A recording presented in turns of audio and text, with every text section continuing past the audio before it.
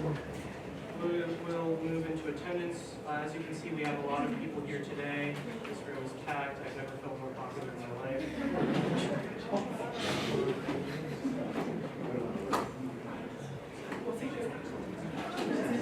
All right.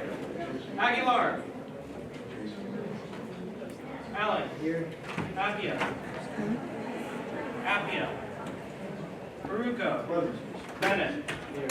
Bonaventura. Here. Borelli. Here. Castellano. Chicro. Curtis. Here. Dennis. Here. DeReer. Gothard. Senator Gothard. Gibbs. Here. Doble. Here. Heitkert.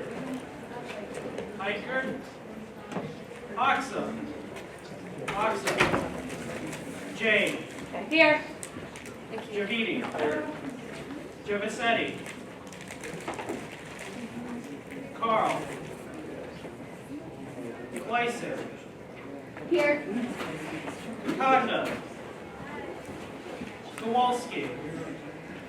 Kundu. Here. Lanza. Here. Lavoy. Here. McMillan. Here.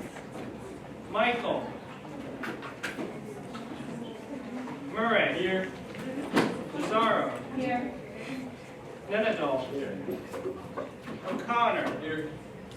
Von Olson. Here. Olje. Here. Perry. Here.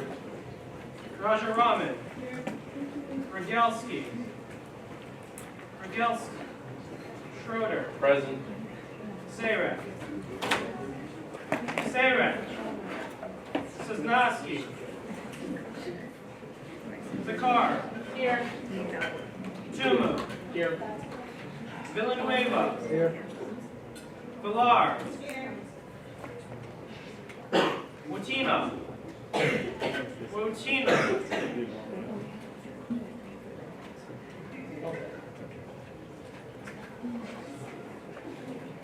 Bird. Here. Valverde. Here. Johnny. Here. Inklu. Alechikon. Gopal. Hinton. Here. Johnson.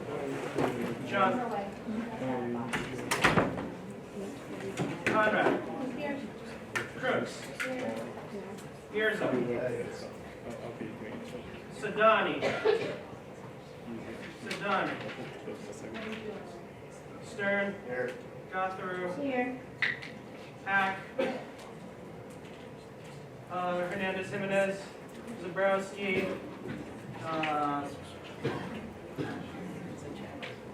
Ratsamore. Here. Baxter. Present. And Dodson. Here.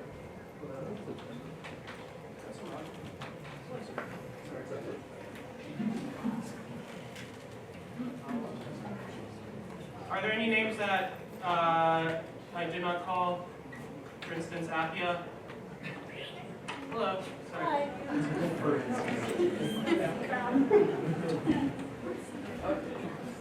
Any other names? Johnson's here. I'm here, George. Thank you. Any other names that I did not hit? Okay, cool. We'll move into public comment. We have a lot of people. If you have filled out the form, that's how we're going to be calling people up for public comment in that order. So the first person will be Shauna Upton. Shauna? One of our goals is So you're also so basically what Okay, so the form should be going around. Correct me if I'm wrong. It's floating around on the iPad and on the laptop. So, Shauna? I'm just going to talk from back here. But hi everyone, so my name is Shauna. I'm the UComfort campus organizer. I spoke at last Senate. So just a reminder that tomorrow at 4 p.m. is our textbook Open Educational Resources Appreciation event. So everyone that's academic up there should definitely be there, but anyone else, come out. There's free snacks provided by you guys, as well as just showing appreciation to the professors who use open educational resources. Also, we are holding a lobby day next week for any students who want to come. We're going to be opposing the Dominion bill, which will subsidize nuclear power. So we want to invest in renewable energy in the state of Connecticut. And we also are going to lobby to save the bottle bill, which is Connecticut's most effective form of recycling. So if you are interested in coming, definitely talk to me. Actually, I won't be here, so talk to either Walter or Haley on logistics around getting to the Capitol. We're going to have a training by our professional lobbyist, Jim. So if you want to learn how to lobby and lobby on important issues, definitely talk to us. And then finally, this is my last week on campus. So I've been here all year, so I want to thank all the senators that I've had a chance to work with, and thank you for your support on our environmental plan. But you will have a new UComfort campus organizer next year, so look out for that and keep doing your hard work. But thank you guys. Thank you, Shauna. All right, next up is Prachi Shah. Hi everyone, my name is Prachi Shah. I am an employee at the Asian American Cultural Center and coordinator of Pan-Asian Council. So recently, the Chief Diversity Officer at UConn has said that the Cultural Centers may no longer participate in homecoming. And so a couple of us are just here to speak about that and about how upset we are with the situation, because we believe that there should be diversity in homecoming that is displayed. There have been some negative comments, comments that aren't that true, that Cultural Centers participate against the Greek orgs, which is not true because we participate in our own category of fee-funded centers. And also we believe that we should basically get to be part of homecoming because this is our only kind of chance that UConn provides for the cultural centers to be recognized by UConn as a whole. So that's why most of us are here today. Point of personal privilege. Yes. Have the speakers come up. So my ruling on that matter as of right now is going to be no, just because it's very crowded and I don't want to really create a situation. I also want to be able to get speakers in and out as soon as possible. If the Senate would like to overrule my ruling, I can feel that decision. All right. Point of personal privilege, can you just make an announcement to make sure that anyone else who needs to fill out this form has already done so? Is there anyone else? So we're going to just pass this around. Right here. Thank you. Thank you. Where's the iPad? Got it. All right, next is Sarah McManus. Hi, my name is Sarah McManus, and I am the president of Capital Island Sorority Incorporated. I wanted to comment on the portion of the funding bill regarding funding for organizations. I would urge the Senate to vote against, to repeal that bill, just because I'm not sure why, and I'm sure a lot of people in the room are unsure why. Greek life specifically is targeted. If there could be more communication regarding that issue, and also if there could be more of an open dialogue, because a lot of the funding that student organizations use, especially Greek life, we use that for general public programming. We use that to enhance member development. We use that for different things, and it would just be great if there could be more communication with the Greek community about what's going on in our country. Thank you, Sarah. Next is Adriana. Come on. Hi, that's me. Hi, I'm Adriana. I'm part of Theta Delta Sigma, which is a Greek life organization here on campus. Me and my siblings over here, actually I'll stand by them. We also wanted to comment on the bill that would get rid of funding for Greek life. I just wanted to say that personally, I feel like this is definitely something that needs to be worked and rethought of. And like Sarah said, I'm not quite sure why this would target Greek life specifically. Personally, especially our organization, we stand for multiculturalism, diversity. We're all about enriching UConn through by teaching people about these things and why it's important. And we use these funds to bring on speakers who teach people about diversity and teach people about what it means for people to be different and why it's important. If you want to work on these issues, if you want to, combat racism, if you want to help people in your community, if you want to enrich the UConn student body, I don't think it's a good idea to take away. I'm sorry. Thank you, Adriana. Thank you. All right. The next person for public comment is Alexandra Garcia. Hello. Hello everyone, I am Alexandra Garcia, and just as Sarah McManus is, I'm also a sister of Temple Phi Lambda, and I'm also the vice president of the Intercultural Greek Council here in Utah. As Sarah and Adriana has mentioned, we just don't understand why the Greek community has been targeted, and that a lot of the funding that we do get is from USG, and that speaking from an organization that has less than 20 people, we do not have the manpower to fund a lot of the things that we host or the public, benefit. We have all these programs open to the public, open to the Utah public. It's not just for a sorority, it's not just for our own use. We spread all of our cultural awareness and all of our missions to the community. So for USG to take that away, if that's also taking away a lot of knowledge and experience to the Utah community. And I think that Senate should rethink about this, because it's taking away a lot of leadership opportunities and a lot of just overall life experience to a lot of students in Utah. Greek life is a great thing and a great part of our lives, and I don't think that we should be targeted and taking away all these opportunities through funding. Thank you, Alexandra. Before we move on to the next speaker, I'd just like to make a note has been brought to my attention that certain members of this body are not necessarily paying too much attention to those who are speaking. Please afford the greatest amount of respect possible to those who have taken time out of their schedules to come speak to us today. Wait, George. Yeah. Can you raise your hand if you still want to speak but haven't filled out the form? Oh, okay. Okay, Edgar Ortiz. Good evening, everyone. My name is Edgar Ortiz. I'm a senior. I'm previous president of Alpha Epsilon Phi. I'm in social fraternity. I served from November 2015 to November 2016. Like the previous others, Sarah and Alexandra, I'm here to speak in regards to legislative funding, introduce the amendments to how funding should go about by Mr. Daniel Bird, specifically section 6, I believe subsection T, regarding, again, Greek funding and their inability to receive that.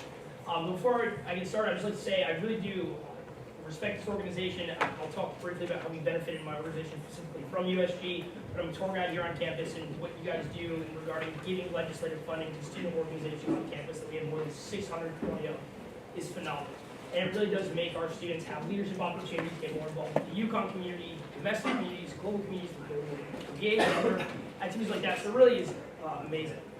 So what I want to talk about specifically today is how I believe that this amendment can really affect not only the organizations, but then specifically looking at each individual member of the organization. And finally, I also want to talk about potentially the ill precedent that can be set by an amendment like this that can, again, I'm all for financial regulation, right? Reducing the amount of airfare from $350 to $300 for a maximum ticket makes sense, sure. And reducing gas mileage for commuting also does. But to discriminate against a group of individuals, specifically Greek life in this case, does set a dangerous precedent in being able to categorize other groups of organizations on campus and debunk their funding. But first, again, I want to talk about the organizations, because that's what I know most about. In March of 2015, I, with some other senators, introduced an emergency legislative bill regarding receiving $4,500 in funding to attend a regional conclave. It's a leadership retreat. We actually bring all our new members, the guys who joined in the spring of 2014 and the fall of 2014, so our young guys, our freshmen, our sophomores, are holding the next most important leadership positions. We went to this event. It's a great way for them to meet about 20 other chapters in New England, other members. We go into breakout rooms. We talk about recruitment. We talk about brotherhood events, and just two people who benefited, Mr. Bobby Lada, and now was my master's assistant, went to my leadership forums there. He's now the vice president of the Fraternity Council. Kyle Filber was also part of that, and there's going to be rush segment breakout chairs. He became the second youngest rush chairman ever elected. He was a freshman right after that conference. So again, funding does a lot, because if we were not able to receive that funding, it would cost $175 per brother to go. And that's in addition to the $550 that each of our brothers pay, in addition to their just fraternal dues every single semester. With the legislative funding that y'all gave us, we were able to get it down to $25 first, not too bad. from an organizational perspective and from the benefits that Bobby and Kyle and the other people receive, you can't really put a value on that. $25 for them to go to this conflict, get those retreat skills and leadership values. Understanding the organization at the national level is really important. And then kind of more to the organizational level. So we've never actually accepted large amounts of USG funding that we applied for. I know that it was previously $12,000 a semester. I think we reduced it to $10,000 a semester. Still, that is a lot of money, especially when you are operating on a fixed cost. And on the fuzzy side, the fixed costs are what an organization needs in order to sustain. Pay for insurance, pay for philanthropic events, like Pennies do that in the last 2 years, so we're going to do $4,000 to give the blood. It costs us $2,000 to operate, so they're trying to run and operate on a loss there. But again, it all benefits a big cause. If we were able to receive funding now, first semester, we'd be able to pay for Pennies do with that money. Another cost to look at is the cost of composites, $17.95 a person. Multiplied by 111 actors in our fraternity, that's a $3,000 composite. We now be able to lower the amount of fixed costs for every guy in the fraternity, so it's cheaper for them to be here. And if there's one thing that I can say, the fraternity has given me a lot. It's given a lot of other guys in my fraternity. I'm sure in all of your social fraternities or cultural fraternities, a lot of growing up, a lot of maturity. And for them to not be able to partake in them because maybe for us our fixed costs accounting for $300 a person, us being able to drive that down and being able to make it more affordable for a group on campus that already costs a lot, really does do something. And finally, just to conclude, I really do think senators in this room should again focus on the precedent that this could set by being able to collectively aggregate a group and then prevent them from getting funding, and not even just restrictions or anything like that, prevent them from getting funding. So, thank you for the time.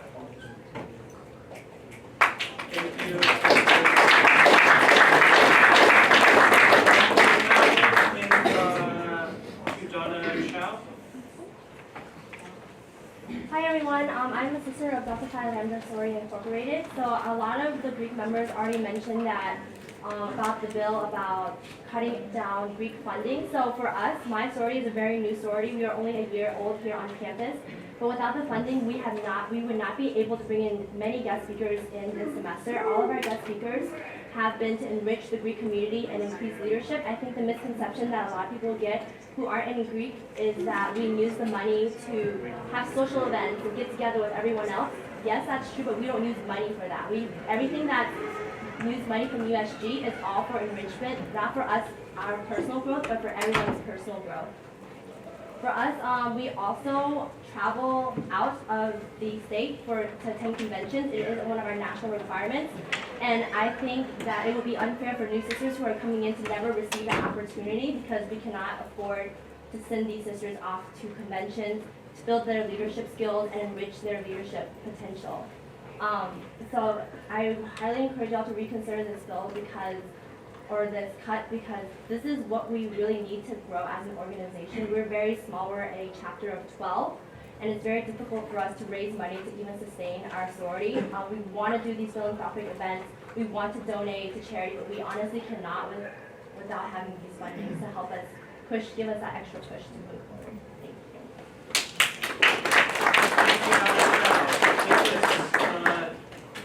you. Jay after.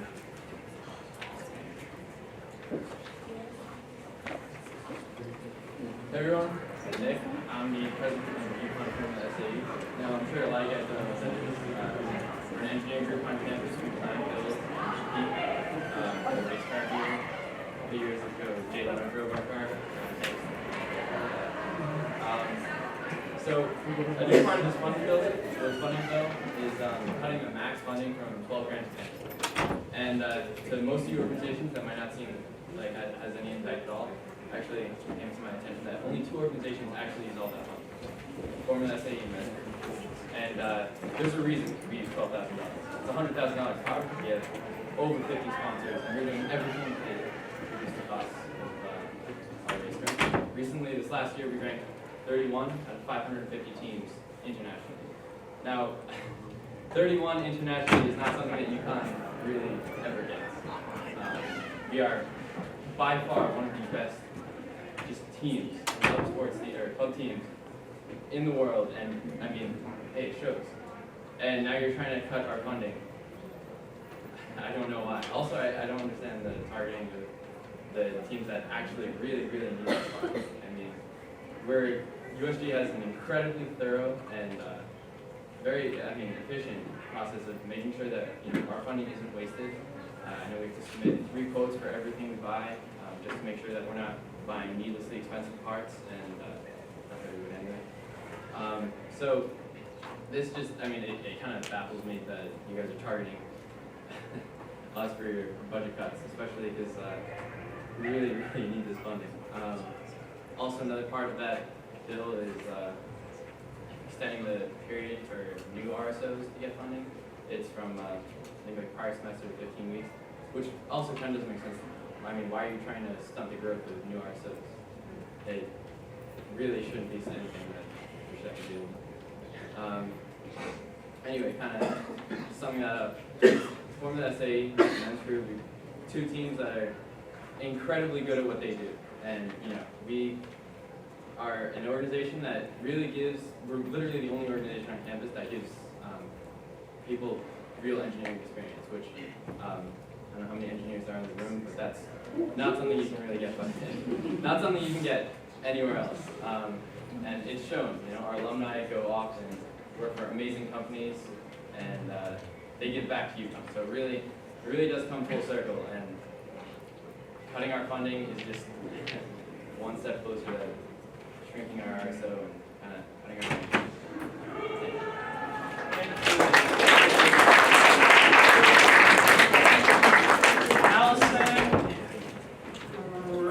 Hi everyone, I'm Allison. I am the Vice President of Finance on the County Council.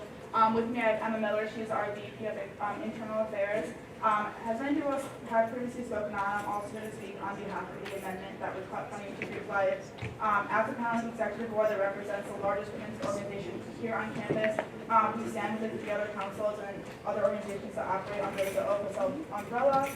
With that, members of our community rely heavily on USG funding in order for their organizations to operate. These proposals will directly impact Group Life and will have an immense impact on those organizations, and we really urge you to reconsider this bill because it would have a great impact on our community as a whole.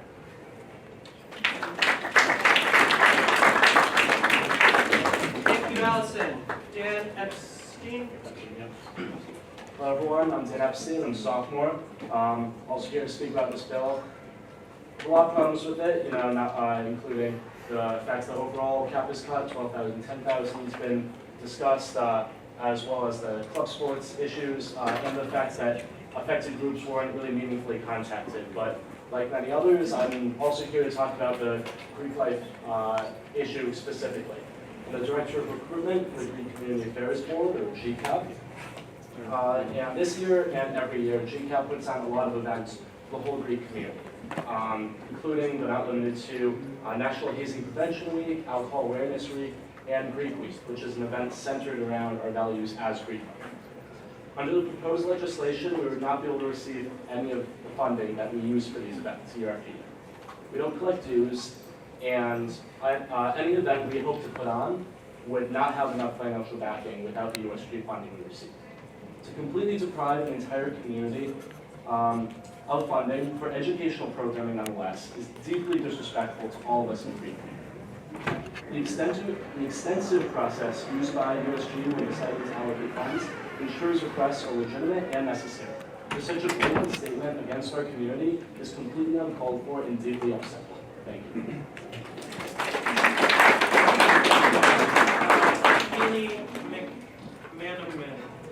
Hi everyone, I am the current president of Kappa Alpha Theta, a social sorority here on campus. And I also am here to talk about the amendment to the new funding bill that would prevent any organization under OFSL from reaching funding. I'm going to talk a little bit about what the university expects from every organization and how that's not possible if we do not have this funding. So, to be accredited for UConn, you have to include programs every single semester under the following and also more categories: member development, wellness and safety, ritual and values, diversity and inclusion, and you have to make a lasting impact on your community. These programs are very costly, none of which include any alcohol, they're not social in their nature, and they are not for the furthering of the careers of the members. These events cost money. If we want to be making better events every single semester, we can't be relying on free events or people in clubs coming to talk to us. Regardless of how wonderful those presentations are, eventually we have to pay people to come in. Speakers that come in and present to multiple organizations at one time. If we want to have a conversation about sexual assault prevention, racism, those speakers cost money. That money is not provided to us by our dues or by our national organizations. That money comes from USG funding. So without this, you're taking away a very valuable part about Greek life, and we don't have the money for it. People that join Greek organizations join for the development of their character. This is imperative to the development of their character, and he needs this funding. So I highly urge you to reconsider this bill. Thank you.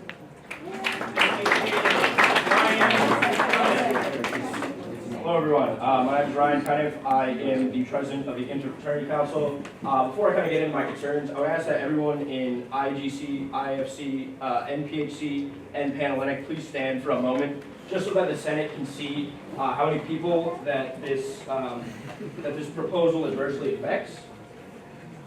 Thank you. So I think my first concern is that I heard sort of the primary argument for this proposal is that, at least regarding Greek life, is that we have more dues and a larger bank account and therefore should be able to fund on our own. I think this isn't really looking at the big picture of things. We, as Greek life organizations, we operate on a much larger budget. Kayla did a great job kind of explaining the scope of what we do, but in addition to that, Greek life, like, to insure Greek organizations costs a lot of money. So I think that also needs to be considered as well. In addition to this, I kind of have another concern, and this is more directed to President-elect Irma. Part of your campaign was saying that you are here to support Greek life, and I would just be curious to know whether or not that you are in support of these funding cuts.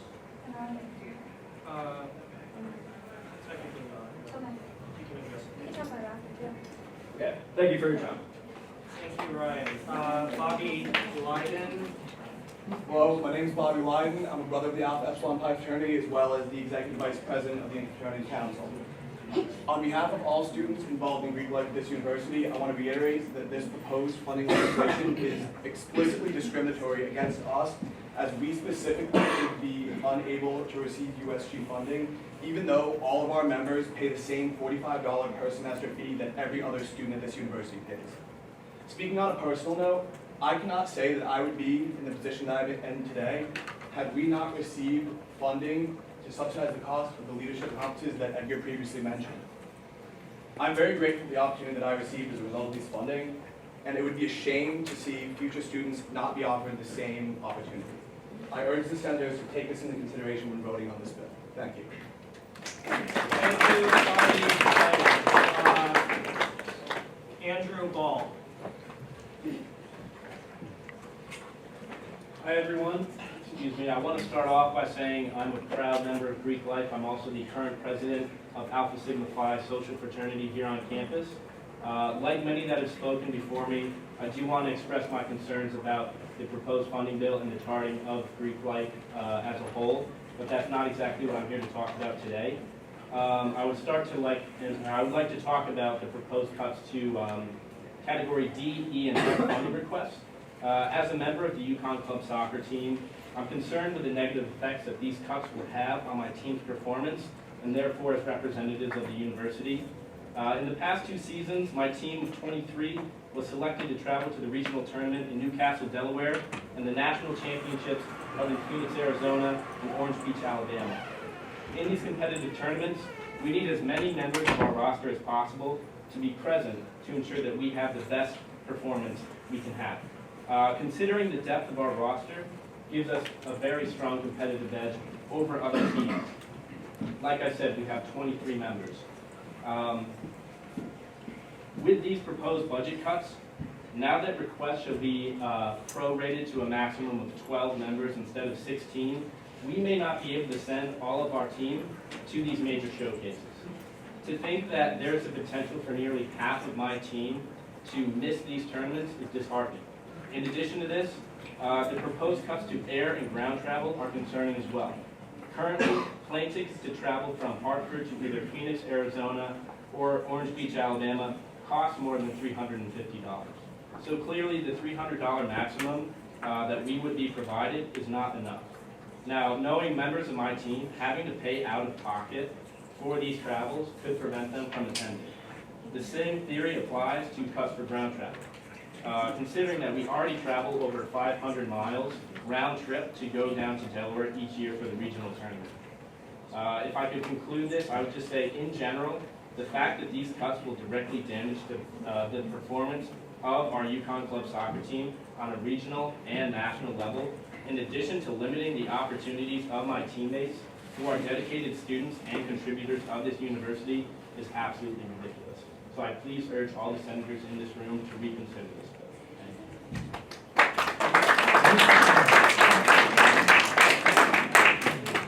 you. The comptroller has requested a point of personal privilege. If the senator will make the motion, Senator LaVoy, Comptroller Johnny.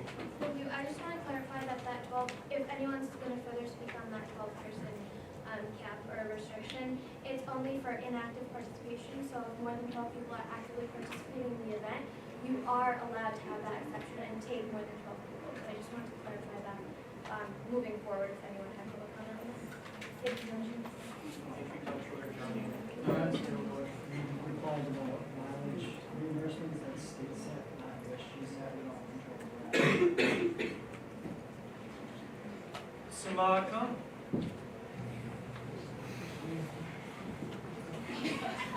Hello everyone, my name is Samad Khan. I'm chapter president of SIGEP, but I'm also a student involvement ambassador for the Student Organization Support and Involvement Office. I'm sitting here today to speak from the point of view of a student involvement ambassador.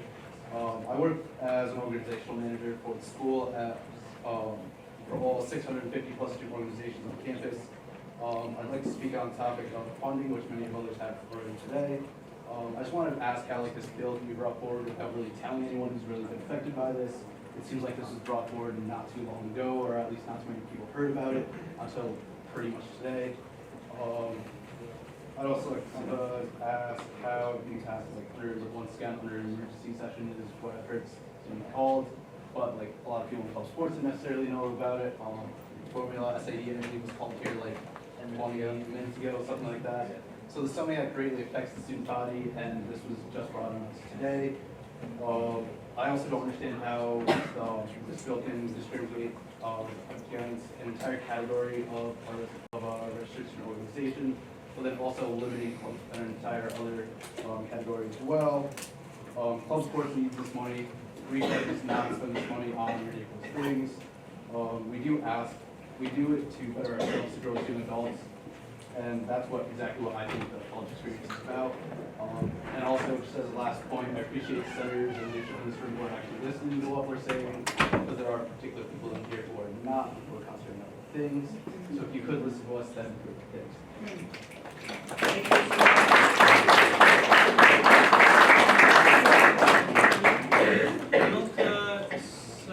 It's okay. Yeah, so I'm here to talk about the homecoming issue and the homecoming issue with the cultural centers. So I'm not sure if many of you know, but the chief diversity officer just decided that cultural centers can no longer participate in homecoming, or yeah, basically they can no longer participate in homecoming.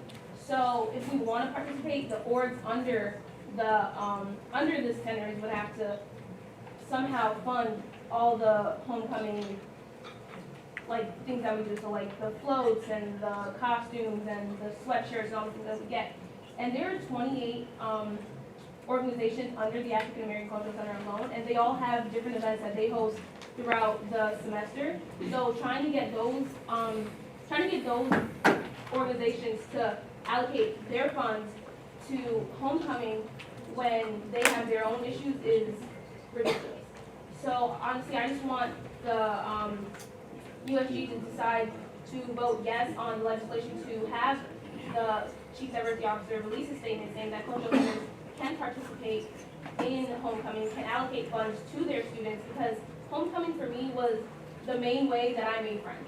So if we can no longer participate in that, how are freshmen coming in gonna have people who look like them, people who they feel are connections, people who they can be mentors? That's how I found one of my mentors as well.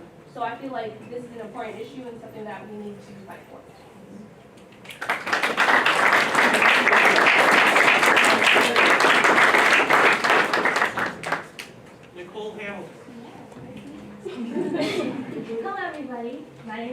Hamilton. I'm a member of the African American Cultural Center. Just to get an idea, can you raise your hand if you've ever been to a homecoming? All right, I see that's a lot of people. Now imagine that if half of the homecoming events, half of alma mater, half of lip sync battle, half of the parade was gone. That's what it's going to look like if cultural centers aren't able to participate next year. And you have to really understand, you know, these cultural centers, they're so important to UConn. We can't be encouraging, you know, inclusion and diversity without even acknowledging the cultural centers, especially such a great event like homecoming. Just to kind of go off of that, we pay $45 towards USG, towards the student government fund, about $12,000. And if the chief diversity officer decides to cut the AACC from the students who want to participate in homecoming, that means that all of that money that goes towards the parades and the floats, like we were talking about, come out of our pockets. And that's even harder to do.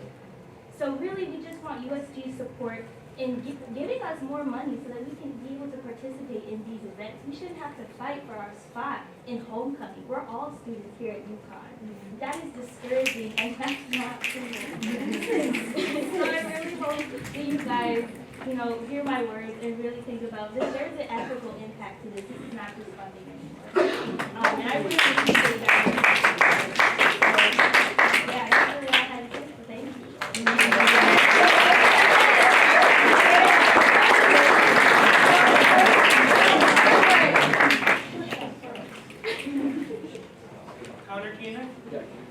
Hi, I'm Connor Keenan, and I'm the president of UCTV here on campus, and the ex-VP of Club Ice Hockey here on campus. And I would just like to speak on some of the cuts proposed in Section 5.2, Section 3. Speaking out of personal experience, these cuts are pretty impactful and could have negative implications on the teams that they would impact, that use coaches. So from my experience, many of the teams that we play within our league receive, the coaches receive payments from anywhere of $5,000 to $7,000. And the proposed cut is $3,000. This cut could negatively impact the team because we've run into multiple problems within the organization of hiring coaches. It's very difficult for us to keep a coach for any longer than even a semester. We've had to find coaches in the middle of the year, and I know that other teams within club sports have expenses that are even higher. I know Club Lacrosse has expenses of $16,000 over that a year for their coaching staff. This is something that can negatively impact the performance of the teams here on campus, and I urge you not to pass this bill. Thank you.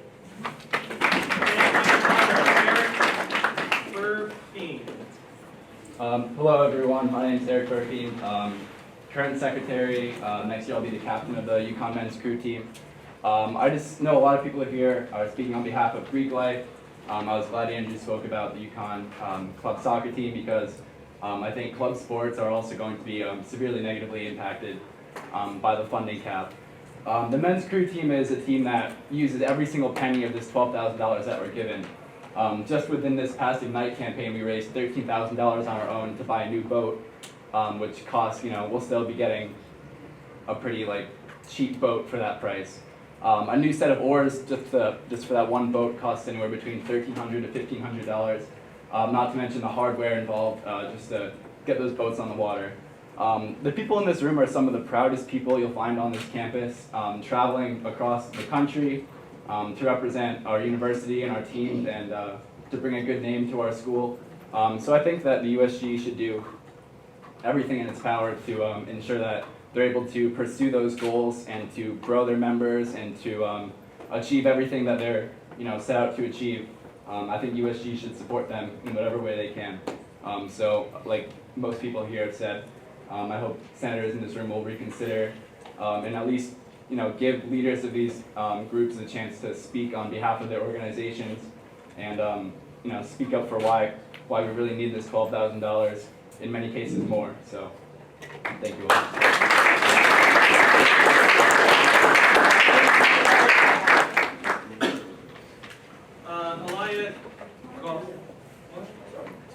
Elia? So I'm just here, I'm representing CURLAC, the Puerto Rican Latin American Cultural Center. I'm just here to talk about my experience with homecoming and why it would be very unfair for the chief of diversity to just make the decision to eliminate the cultural centers completely from homecoming. I know for me and for LAC in general, and I know for all the other cultural centers, homecoming is a huge part of the school year. It's something we look forward to every single year. It's a chance for us to all come together as a school to showcase our school spirit, our school pride, and just come together as a community. And to take away a part of the campus community, which are the cultural centers, I think is defeating the whole purpose of what our Chief Officer of Diversity is here for, which is inclusion. And so by excluding us from a huge event for I don't know what reason is very unfair. I think it brings us all together, especially even though the cultural centers compete amongst each other, and I think it's a healthy competition. It's something that we all look forward to, we enjoy, and it's so much fun. It brings teamwork and a lot of effort, and I think if the school is trying so hard to be inclusatory, I don't know why they're not letting us participate as a group. So.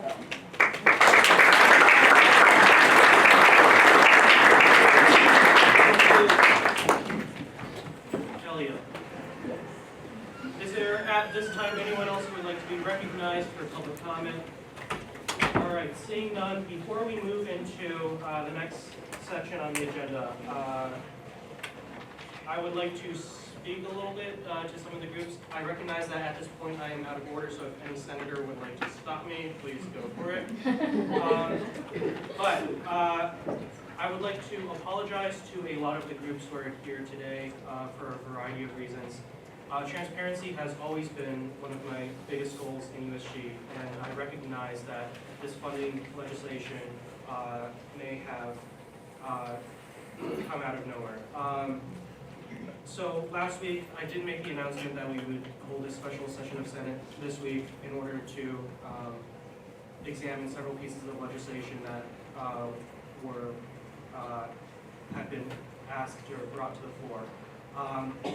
And I realized that even though I made that announcement last week, and even though I communicated to the senators that that would be the case, I should have done a better job of telling the wider student body that we would be considering a bill that would impact them so greatly.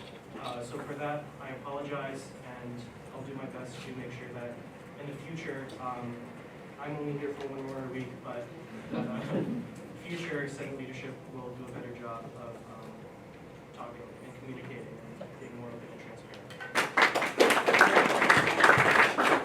All right, we'll now move into the approval of the minutes. And before I actually do that, I'm noticing that my senators are kind of scattered throughout the room. And before I can take accurate voice vote counts, can I just ask all of the senators to sit in sort of the same area,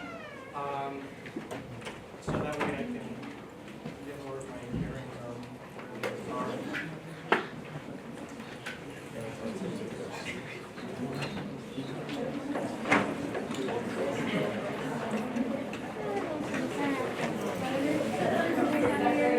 So non-voting exec members, that means if we are sitting in a seat in the area that is dominating senators, please allow senators to sit in those seats.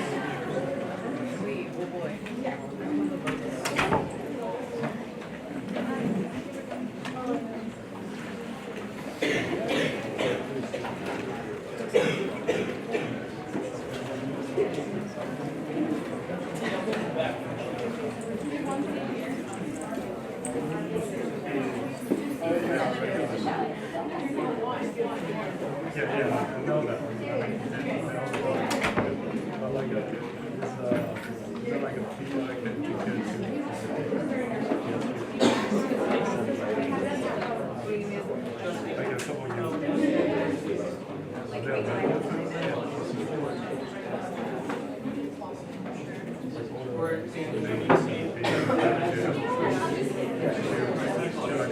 All right, we'll move into the approval of the minutes. to these minutes. We'll enter them on the record. Is there any objection? All right, seeing none, they're so approved. We technically now move into reports. If there's no objection, and in the interest of time and considering all the other important matters we have to discuss today, I would like to strike reports from today's agenda. Is there any objection to that? All right, seeing none, we will strike the reports from today's agenda, and we'll now move into old business.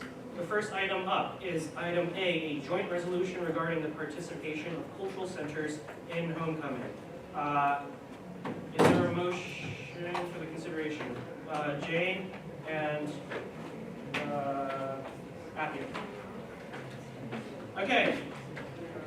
Will the sponsoring senators, I will give 5 minutes to. Yes.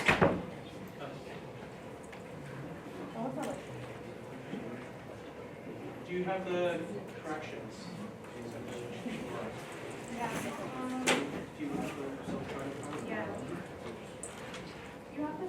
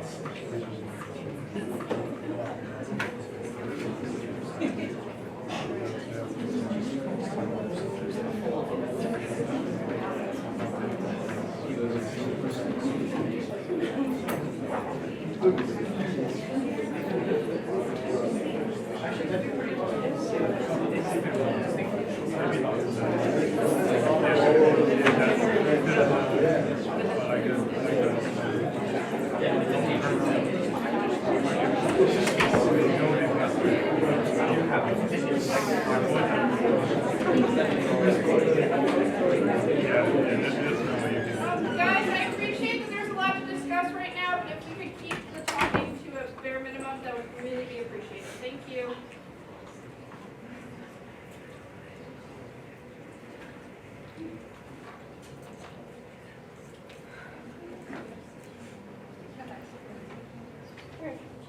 A joint resolution regarding the participation of cultural centers.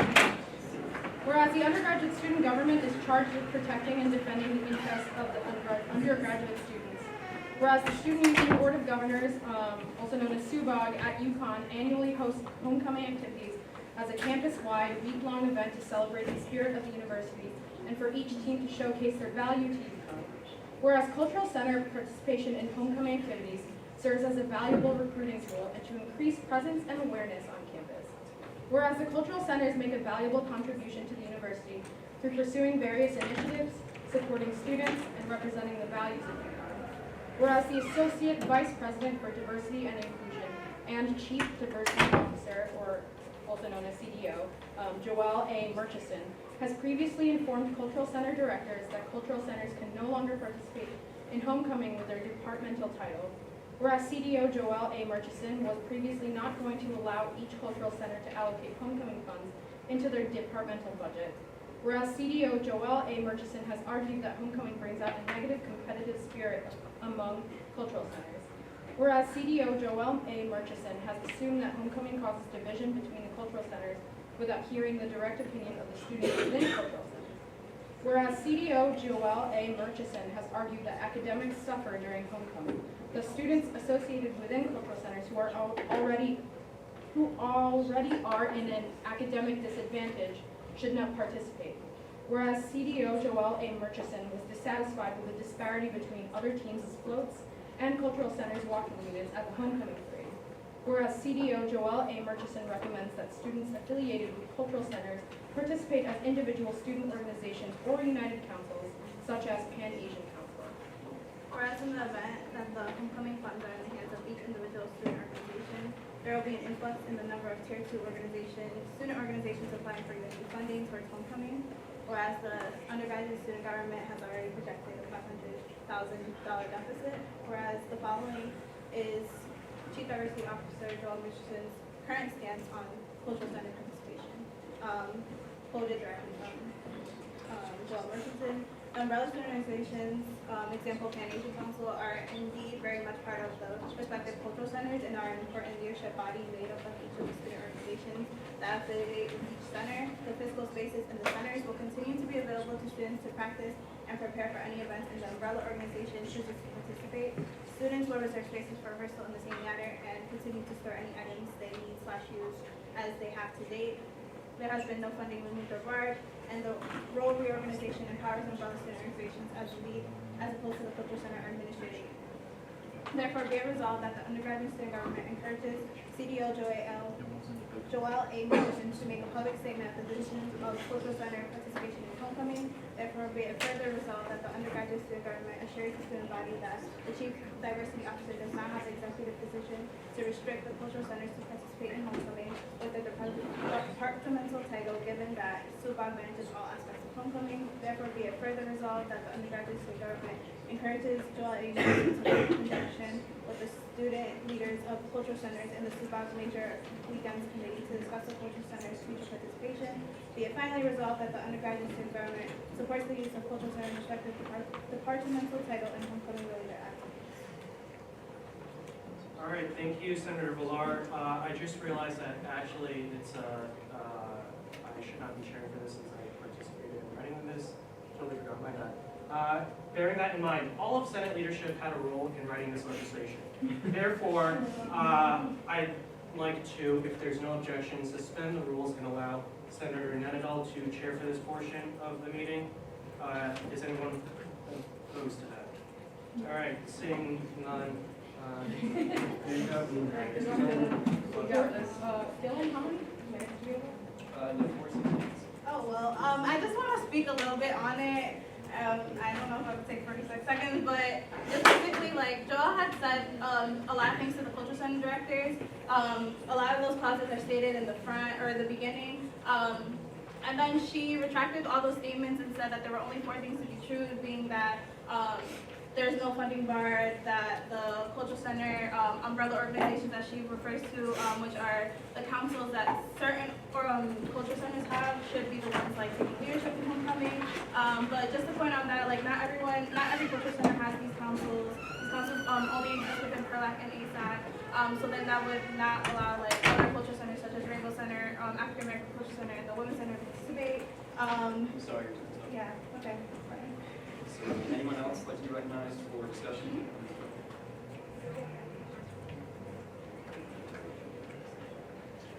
Is there a motion? The motion is already. There's no motion for discussion. Okay, hi everyone. Also, I want to say that SUBOG is also another tier 3, so a student organization. So the fact that the CDO is kind of using the language of you cannot use funds, or is trying to limit involvement in homecoming is kind of weird because like SUBOG isn't in her department, so it's kind of weird that like someone from a different department would say something for different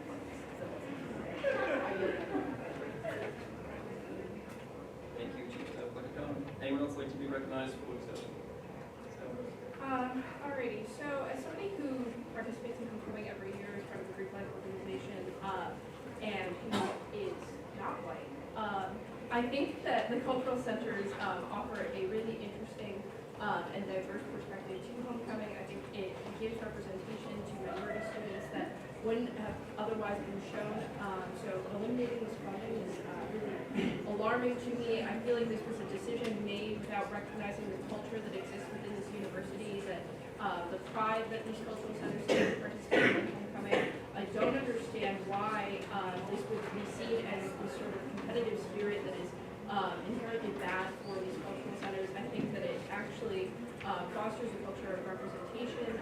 I think that it shows that UConn is inclusive, that it is committed to diversity, and that without that, I think that it sends a very questionable message about the future of this university's inclusive nature.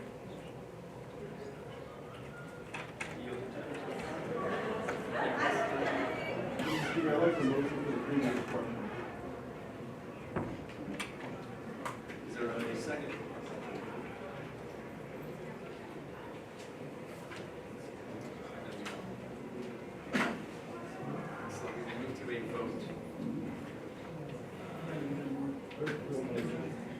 can vote on the motion for the previous question. Yeah, he's fine. He's doing good. Me at 2/3, we've already had. So, we'll now move to a vote. All those in favor, please say aye. Aye. All those opposed? Nay. Abstentions? One. So the motion carries.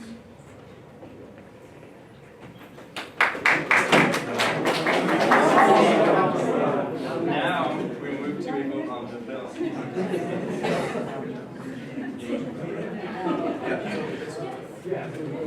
All those in favor? Aye. All those opposed? Abstentions? So the motion carries.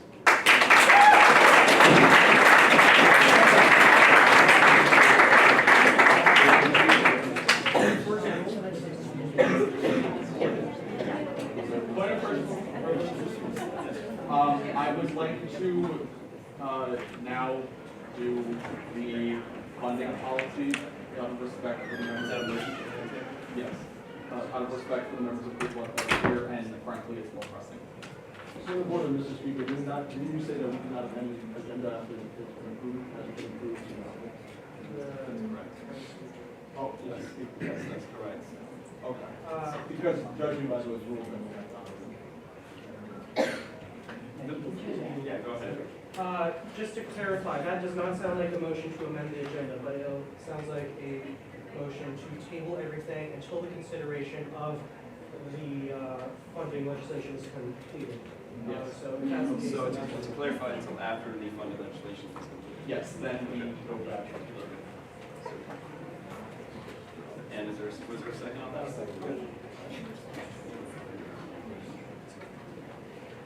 And we, do we vote on that? All those in favor, please say aye. Aye. All those opposed? Abstentions? Okay, so the marijuana legislation is now tabled. We'll now move on to the funding board legislation.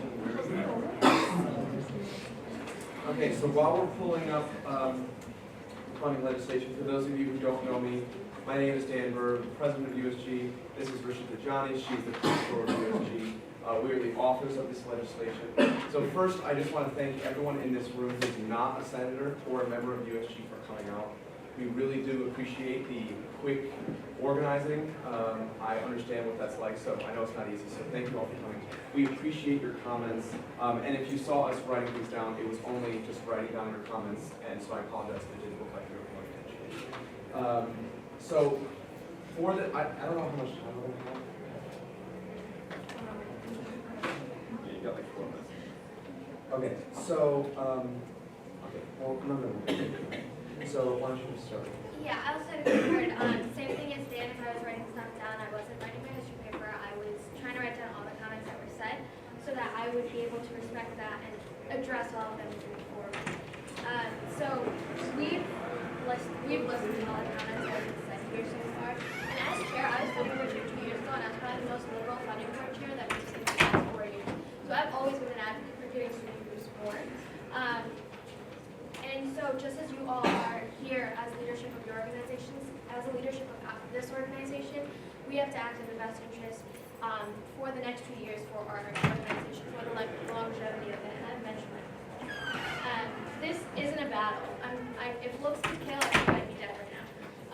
We're not trying to wage war right now. Or we're not trying to target any groups. Do y'all remember, senators, when I talked about SBAC? And when I talked about the budget that I have to present to the body that oversees our budget and all the revenues and expenses that we have, I presented them a budget where we had minimal cuts, and they, in the nicest words, completely screwed us over and said no.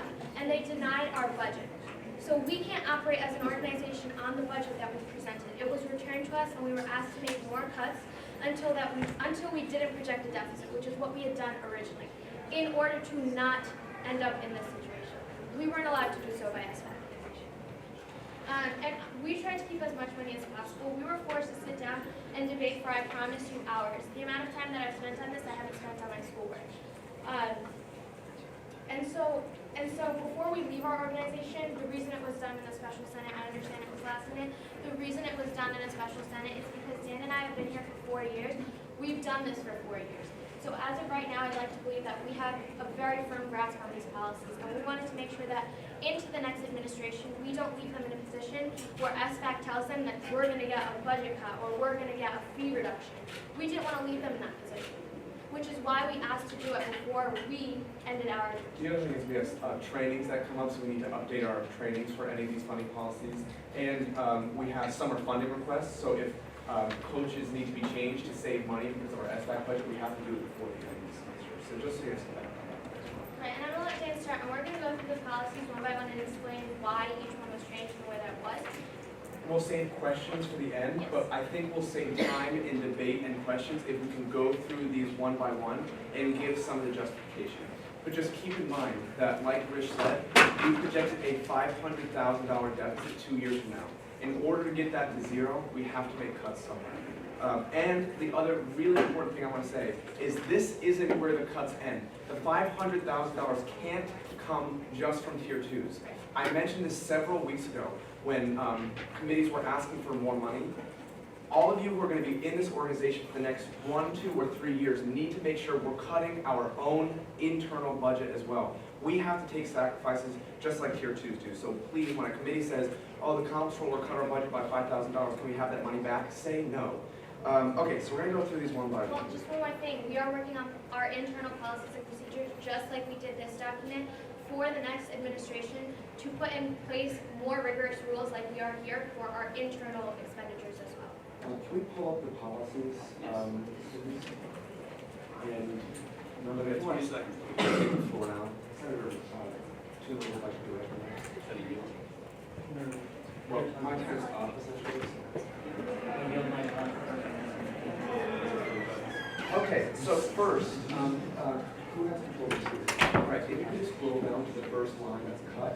So section 3.9, we cut completely because 3.2 is the same exact language. It's just a complete redundancy. Number 11 was cut because we don't do legislative requests anymore, which is when groups were allowed to bring things to Section 4.1 says only UConn fee-paying undergraduate students are eligible to receive funding from USG. We took out exceptions may be made at the discretion of the chair and the USG comptroller. That is just so we have certain rules. They should be binding. We want to be very careful in what ways we allow the comptroller or chair to break our rules. If we're breaking our rules to fund things that fund people's activities that don't contribute the $45 to our fee, it's taking money away from those students who do contribute to that pool of money. So that's why we did that. only organizations with 75% instead of majority, like you said. There were groups that had primarily grad students that had just enough grad students where they were eligible for USG funding. That's giving money to grad students, which they have a GSS.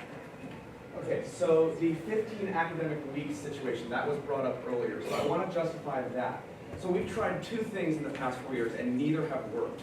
We're trying to prevent a new group from starting, have very few members, not really know what their organization is about, what they want to do, and getting funded.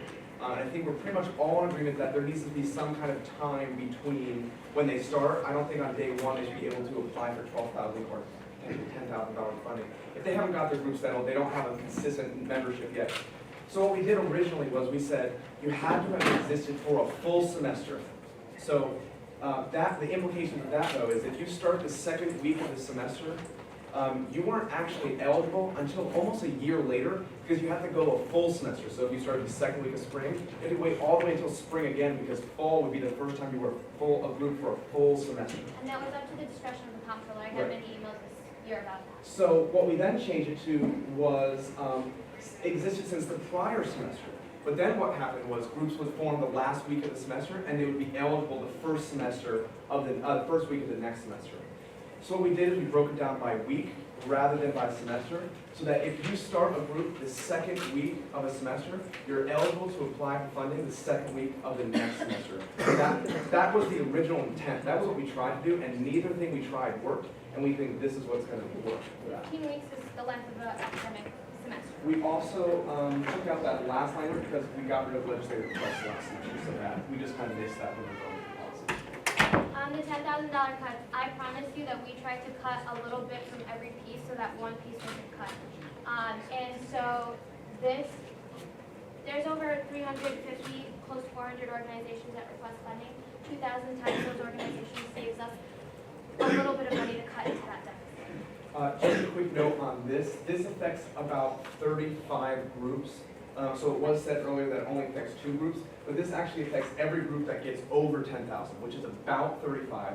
And there's about 6 organizations that on a consistent basis get 12,000. But this is only affecting 35 groups. And that's just from last calendar year. I can't predict how many groups will ask and receive, would have received $12,000 this next academic year, but from last calendar year, it was about 35 groups. The next one is just some small changes. Can you go down one, please? This said rearm should be firearms. We changed ammunition to live ammunition. We fund Airsoft Club, their pellets, the plastic pellets. Under the current policies as they are right now, we actually shouldn't be funding that because it says ammunition. And I would interpret that as meaning plastic pellets as well. So live ammunition would be bullets and blanks. And then the giveaways thing, I would like, hopefully by unanimous consent, to bring that back. I did not mean to take that out, and we didn't mean to take that out. So at some point, if we could, can we by unanimous consent bring that back? Thank you. Okay, Rich. Okay, so we crossed out if groups have special events or initial introductory event over to the entire so basically groups were allowed funding for the first meeting of their semester. And so the idea behind that was that that meeting is technically open to all undergraduates because it's the first meeting of the semester and they're welcoming everyone to join their groups have taken advantage of that for both semesters and we're losing a lot of money on catering. It's actually one of our biggest expenses in terms of giving catering out to student groups. We didn't see this as necessary to fulfill the mission of any organization.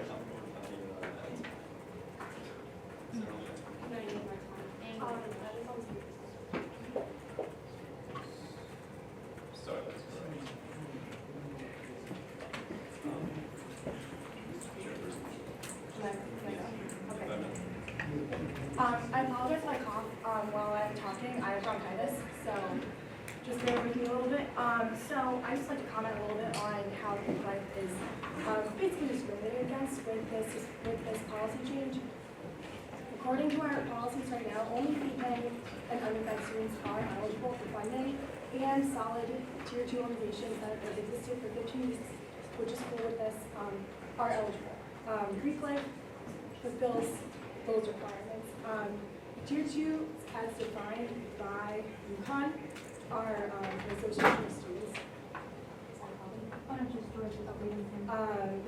Our association of students with lower interests.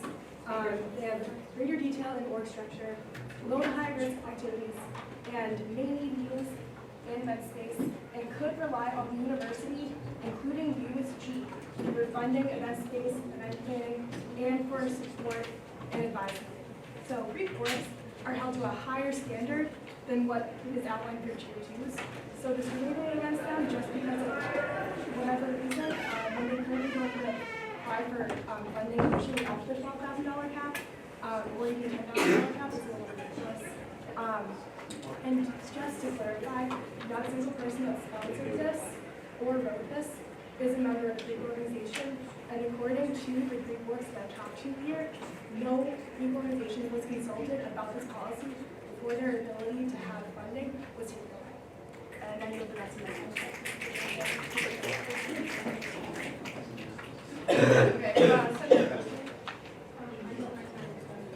Okay, so next is fundraising events. So under our current policies, we allow groups to get capital or principal money to start a fundraiser to buy their baking equipment or whatever. we've found that over the years, groups will, let's say, okay, this is our current policy. If we gave a group $100 and they raise $101, they owe us $100 back. So what was happening was groups were getting a principal amount of money from us. They wouldn't raise that amount of money. They owe us 100% of what they raised. USG would give out money, and the group wouldn't gain anything from the event. We don't want to put student groups in a position where they have to owe us money that they didn't have. Right. So this is relatively infrequent in terms of the number of requests we're getting. Not a lot of fundraising, so I think it's a good way to just cut some expenses. And if groups want to put up their own principal, it'll motivate them to get to that principal. Right now, they have no incentive other than wanting money for their org to get to the principal. They lose nothing if they only raise $20 and we give them $100. All right, I get the good one. So the reason that this was made, from our perspective, we looked at every category of groups. It's defined by Kristen Carr in the business office, different categories of groups, and determined which category of groups has the most spending. So based on solely the numbers and based on the fact that we couldn't submit a budget for the next 2 years that had a deficit, we very objectively, nothing towards Greek Life, we didn't pick out Greek Life because neither of us are on it or we don't benefit from it. We just looked at groups of organizations. It could have been labeled as X, Y, and Z. And we looked at which group of organizations spends the most. It was Greek Life. On top of that, Greek Life has the acknowledgement, the backing, the publicity nationally that other groups and organizations on campus do not have. They are well recognized, and so their retention and acquisition of members is higher. Even if you reduce your fees to say $50 a member, Greek Life collectively will still have more revenue coming in than any other group or organization on campus, which means that you still have money to use when function, while other groups are losing that ability to do so, and they will not exist if that's the case.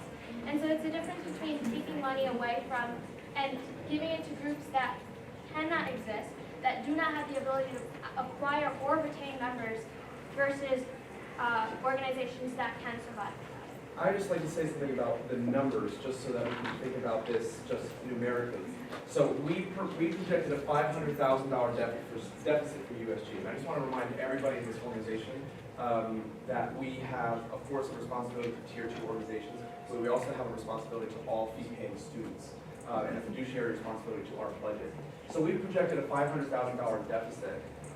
We then corrected that deficit after the student fee advisory committee told us we couldn't project a deficit.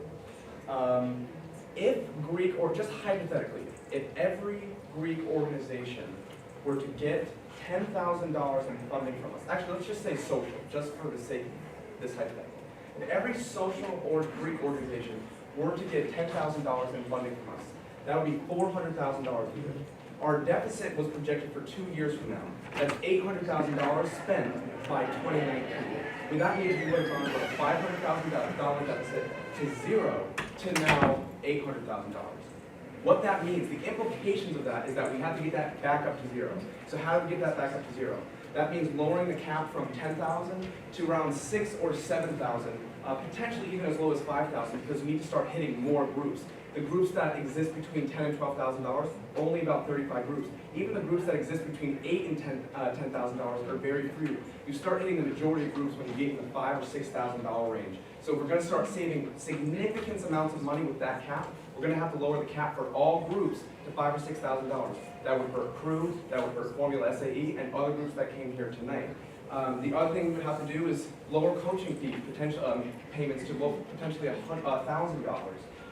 We would have to lower the percentages from 75 to 65 to potentially 50%. When Rich and I came in as freshmen, the percentage was 65%. We raised it to 75% to lower our surplus, which is like $800,000 a year. We've now gotten to a point where our deficit is zero, and now we have to go back to the way it was. If then we increase spending over the next 2 years by hundreds of thousands of dollars, that percentage is going to have to go down to 50%. That's more money out of students' pockets. So that's just some of the logic that we had to go through when talking about Greek organizations. And time is up, but we still have more. If there's somebody who wants to speak who is a member of the audience and not a senator, they would have to get a senator to yield their time to them, correct? Yeah. Yes, okay. So just if you're here and you're not a senator, tap one of us with one of the placards and we'll let you speak, okay? Can I motion to reinstate the rules? I think we should have to. The only rule that was changed is the speaker, so other than that, all the other rules apply. All right.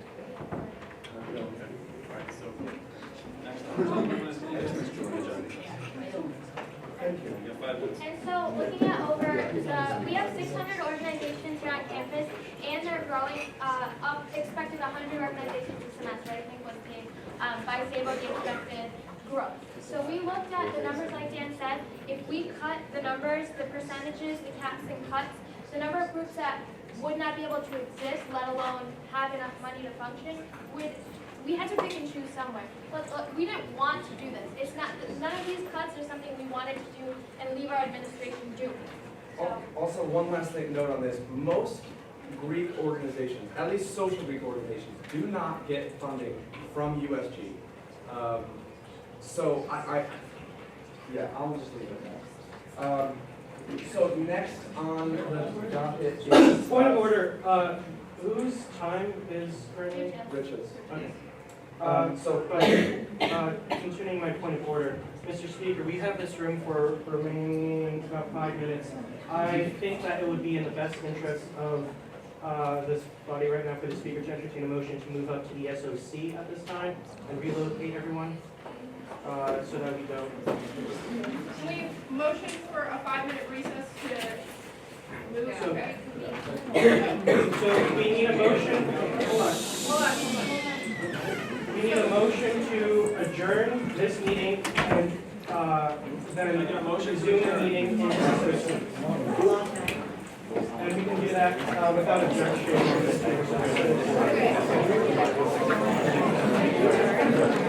Category A is on-campus events open to everyone. Category B is slightly on-campus events open to everyone, and the supplies and equipment, those aren't being touched. Category C, D, and E have all been funded at the same level, 75% for 3 years, regardless of the category. All 3 categories get funded at the same amount, even though the policies, as they currently read, state that the funding board has the ability to adjust those levels as long as C gets funded more than D and D gets funded more than E. But because it's work that every single category gets funded the same, we're going to make the policies read that way. So what we've done is we said, what is the one thing that C, D, and E all have in common? The one thing they have in common is that they restrict participation. So we've now gotten rid of D and E and made category C any event on or off campus that restricts participation. That's the new category C. Category F, which is all breaks, which is still funded at 50%, it's now moved to be called category B. We'll go into the changes in the percent for category C afterwards, but just keep in mind, this doesn't change how we actually disperse funding. It just makes the language much more specific. And then all these like little letter changes are just to make it make sense. Yep, and so the last thing, number 5 on there, that's something we talked to the business office about, Kimberly Miller, who is my advisor. That's something that the business office looks for when we send up packets, is that if anything, if the request is totally $1,000 or each individual unit of the request is $100 or more, they need 3 quotes. And that's just to make sure that we're spending our money on the most affordable items. Okay, so then the next item is 5.2.2. We put undergraduate after 50, just so that it's clear and consistent that we're only funding undergraduates, which is the same as the previous policy we talked about. Also, the language about all non-undergraduate students are subject to paying a per person/plate fee as outlined by the catering quote. That language is a little confusing, so we're going to use the language that we actually put on the purchase orders. When we give a purchase order for catering, what we write on it is that this amount, let's say we give $1,000 for catering, will be prorated to the amount of undergraduates that attend. If you request $1,000 of catering for 100 people, but only 50 of those 100 people that show up are undergrads, you're only going to get $500 worth of catering. Then it's catering's job to then deal with the group to get the rest of the 500. But this is just so that it's consistent with the language that we've been using on our purchase orders. Another good one idea is coaching. So it was literally pointed out to us During our SBAC hearing, when Dan and I were presenting in front of a panel of about 8 to 10 people that sit on the committee, it was literally pointed out to us that catering and coaching are our most expensive items, and that if we want to reduce our deficit, you need to cut from these two categories. So we tried to cut as little as possible. We know it affects a lot of groups. We've had a lot of issues, but that's why we cut. Next on our list is Senator Perry. You have 5 minutes. So, I recognize the need for budget cuts, right? The state is going through something, there are more people enrolling at UConn, there are more clubs forming. This needs to be a shared sacrifice. Shared sacrifice does not mean the explicit exclusion of a high portion of the undergraduate population. In my 3 years now, I've worked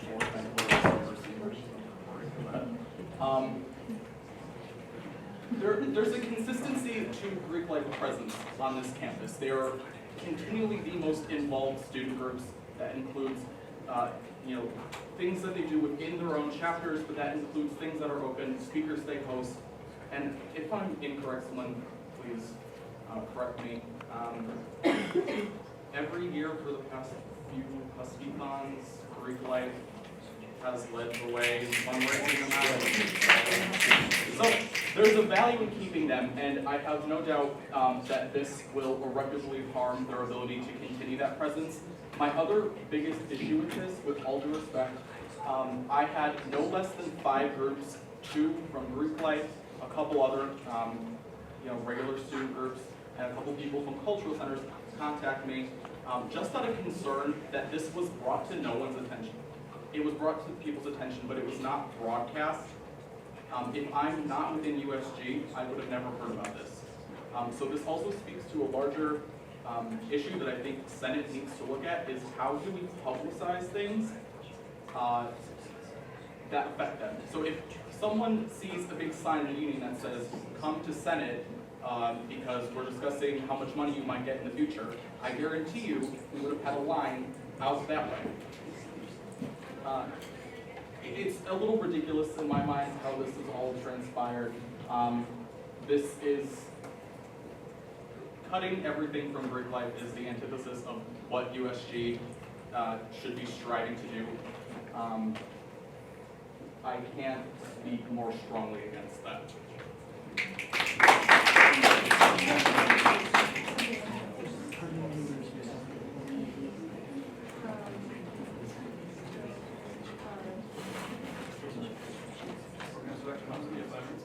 All right, I'm just going to speak on that. Right. So obviously the whole discrimination, that's all been pushed upon. I want to talk about, so we're projecting $500,000 deficit within the next 2 years, or after 2 years. And I understand cuts to caps, percentages. We see coaching services from 4,000 to 3,000. But to completely exclude an entire segment, community of the school from funding is irresponsible, in my opinion. Greek life has traditionally never really asked for much USG funding to begin with. I would say there are other means of capping potential USG funding requests from fraternities and sororities.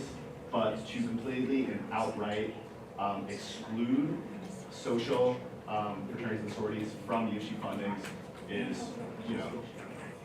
social. This is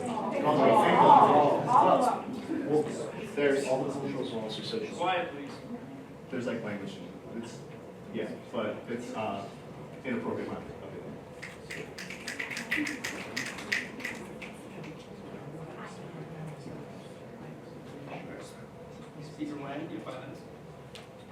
Hello. Okay, so it's been a long time since I've actually spoken on an item, so hello everybody.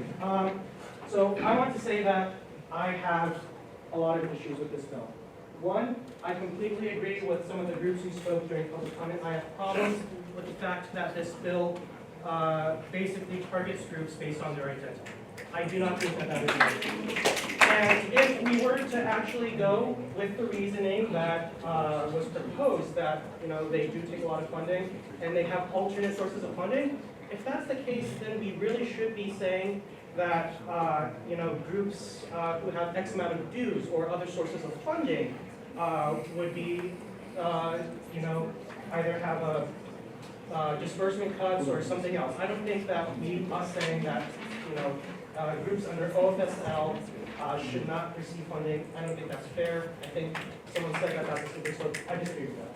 Or I agree that that's a slippery slope. I disagree with the concept of singling out groups based on their identity.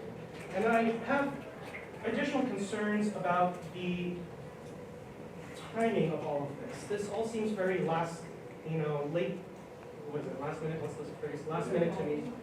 Yeah, whatever the English. But, my question is, how many of the groups who have come here today for public comment heard about this bill before today? How many of you heard about it only today? Okay, I think that that's highly problematic.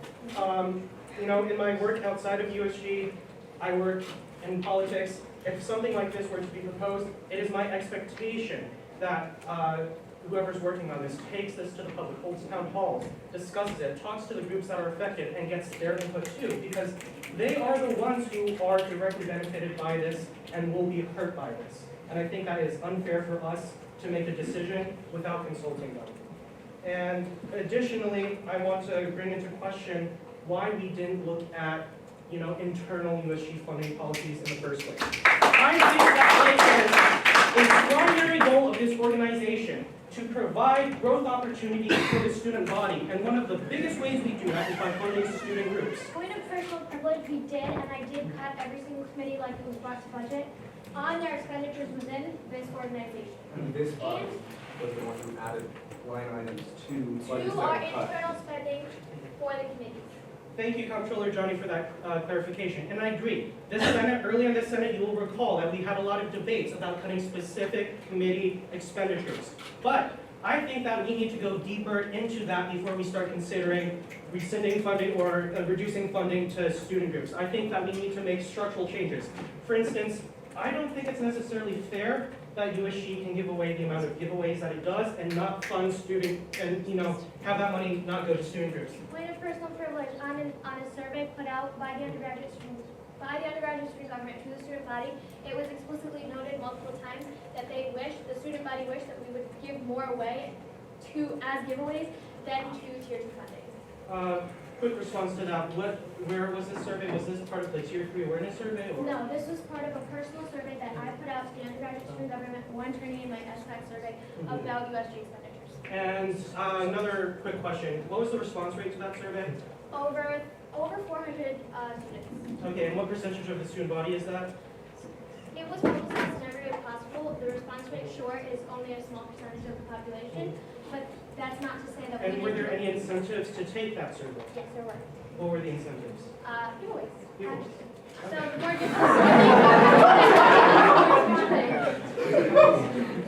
Well, if that's the case, then do we not think that that survey might not necessarily be that scientifically accurate? We don't have a random sample. Do we really think that that necessarily reflects the overall view of the student body? I'm not so sure that we can take that as evidence. But again, my biggest problem here is that this bill was brought to us Sunday night. We were notified that something would be coming down. I was notified that something would be coming down the line last Tuesday. I was notified last Tuesday. I did not see this until Sunday night. These are big changes to funding policy that affects a whole wide group of students. And it is my opinion that we need to do more to reach out to the student body, to talk about these changes. We need to look at our own internal stuff before we consider making these changes. I would argue, thank you, I would argue that before we consider this, or I think that we honestly, the deficit is what, projected to come in 2 years? I would argue that we need to consider this next semester after more consideration. Oh wait, hold on. Before we go to the next person, we're doing the speakers list as as follows. Okay, so the next person to go is going to be Lanza, then Rajaraman, Nazara, Bonaventura. Then it's going to go to me, Irma Lisette, Gibbs, and then Conrad. Okay, if you are speaking again and you have already spoken, you are going to go after people who have spoken before. Okay, good. I have 2 minutes to go speaking the second time. And then if you want to be on the speakers list, wave your placard around till I see you or till Dylan sees you, okay? Thank you. Yes, you're limited to 2 times a speak. Okay.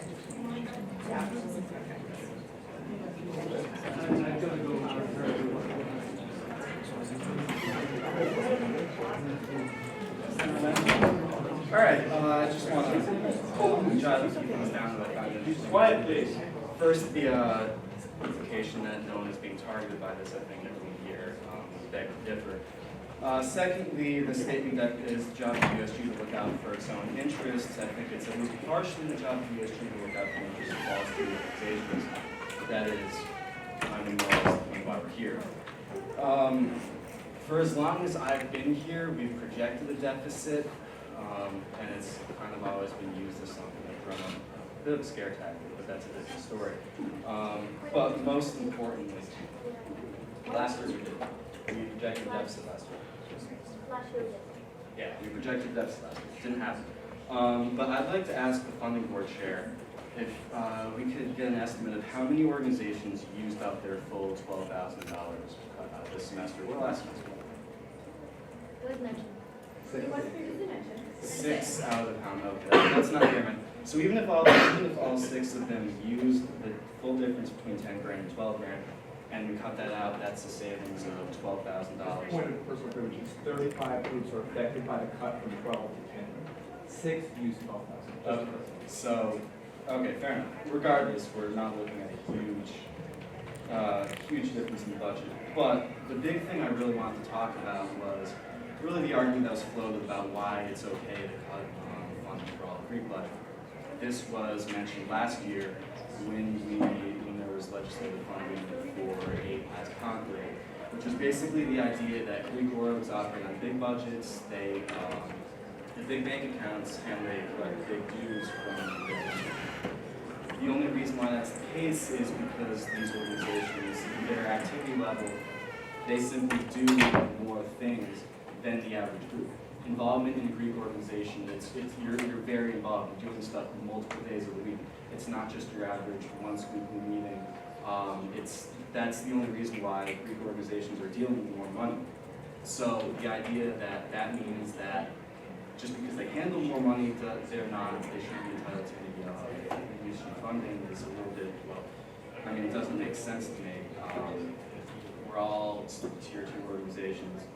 There's no practical difference between things that, the rare occasions that Greek Orgs actually ask for USG funding, there's very little difference between the events that they're at and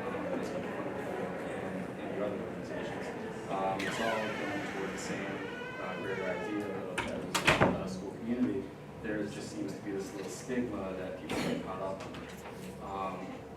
And lastly, the hypothetical that was floated about how this could potentially save, $400,000 if every Greek org asked for all 10 grand that was allotted. I think that's kind of a bit of a ridiculous misrepresentation of the issue. I don't think any Greek org, for as long as I've been here, has asked for more than a couple grand on any given semester. And I don't think that any of the organizations here are looking to max out every semester. So the idea that we're potentially saving $400,000 by cutting them completely out is just, that's just misrepresenting the issue. That's all I have to say about that. That's just misrepresenting. Yes. This question is addressed to really anyone who can answer it. Is it the norm that student fees go towards funding for Greek life at colleges? Pretty much no other school in the United States gives tier 2 or Greek organization funding through their undergraduate student account when we go to conferences and we tell them how our funding process works. They're really surprised. So no, not even just Greek organizations, but churches in general. Not even student governments.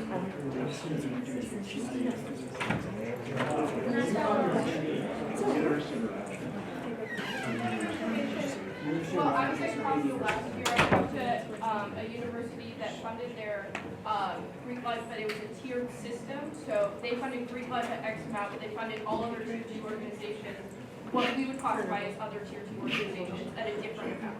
So it was more of a tiered. Point of information, UConn Greek Life is on the same tier as every other organization that receives, well, right now, 12 grand a year, potentially. Point of information has to be in the form of a question.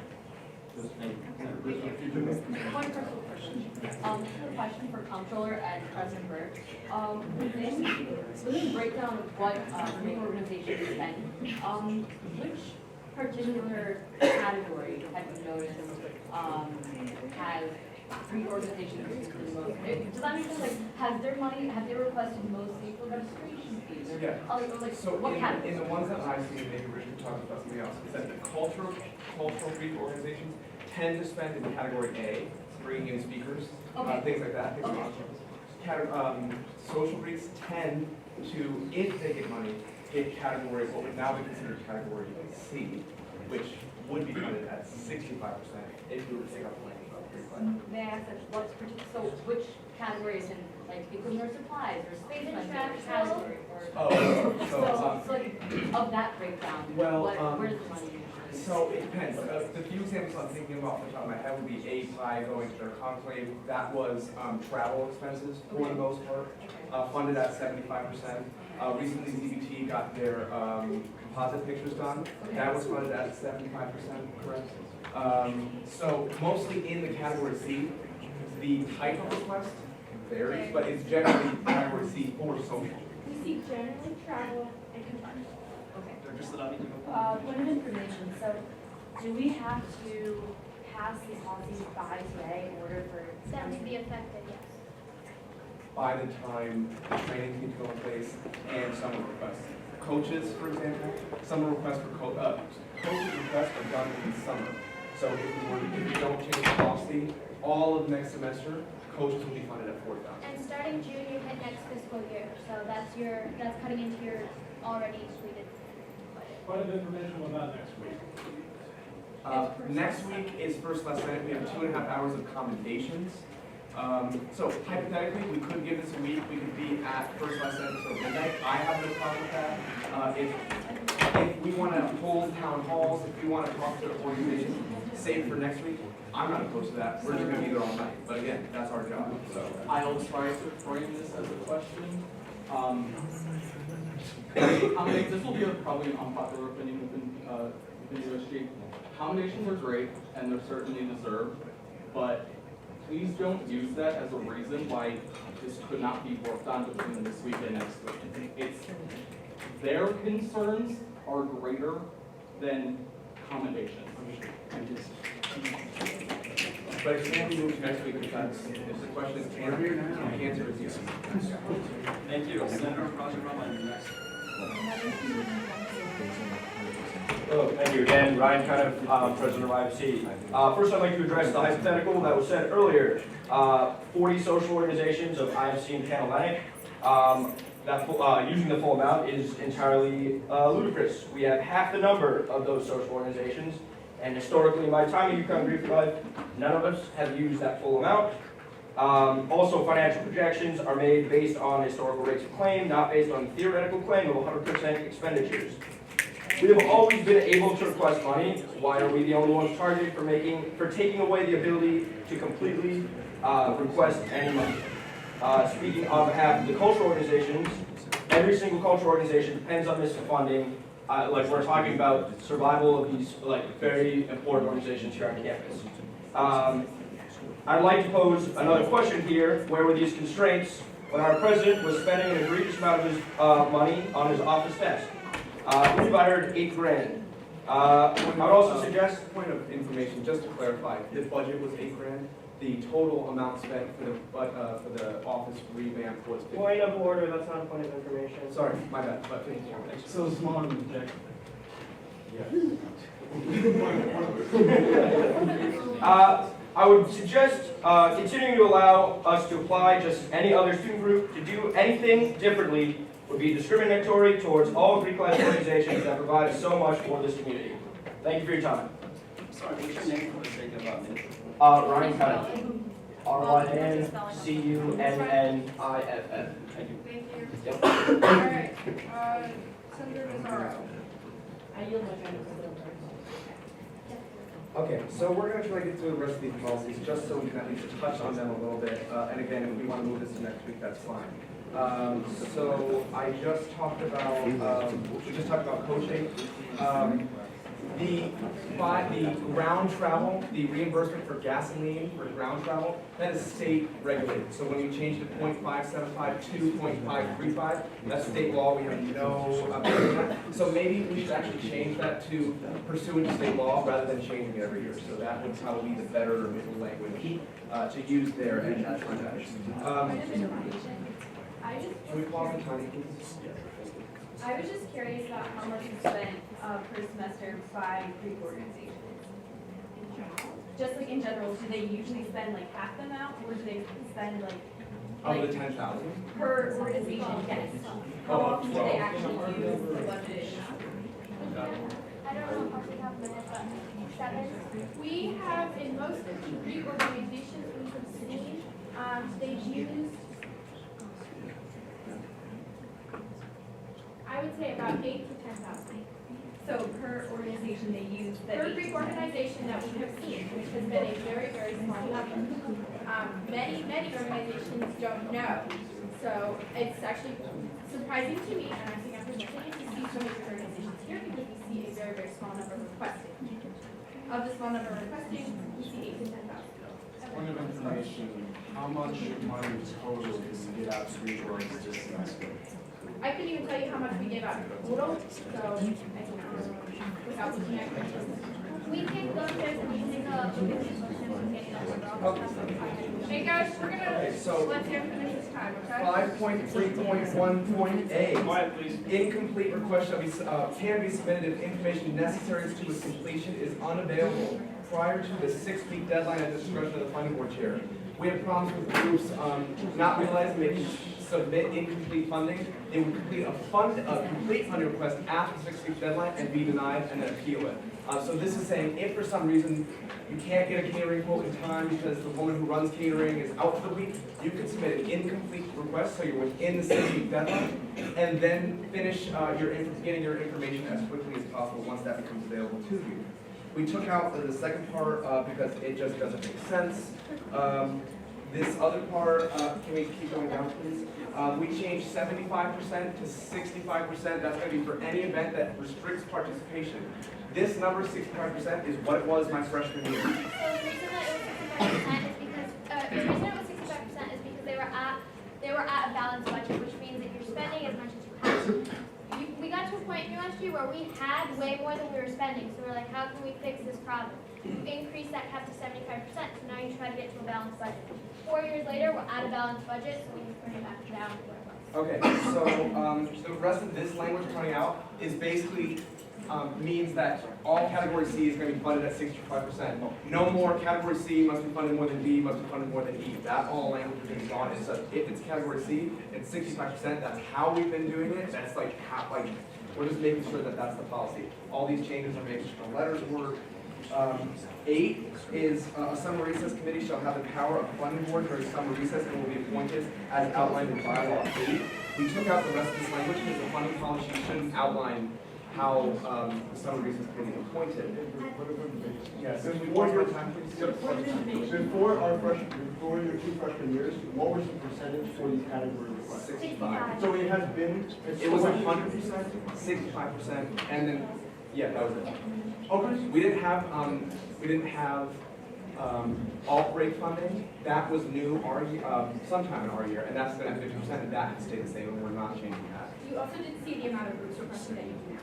Yeah, we also have more people. Oh, wait, point of information. So the FTech budget was initially denied, and then you revised it, and then was it accepted? Or Yes, it was only accepted because we made cuts to certain line items, because they saw a negative number and they didn't want them. Okay, 6.2, I'm not gonna read it out loud, but this that language is what is based on the old funding system. When we had a two-step funding system, we made funding way easier. We used to have a request stage and then a dispersal stage. So for any seniors in the room, maybe you remember that. But now we only have one request stage, so that language is obsolete. I don't know why we've never taken it out.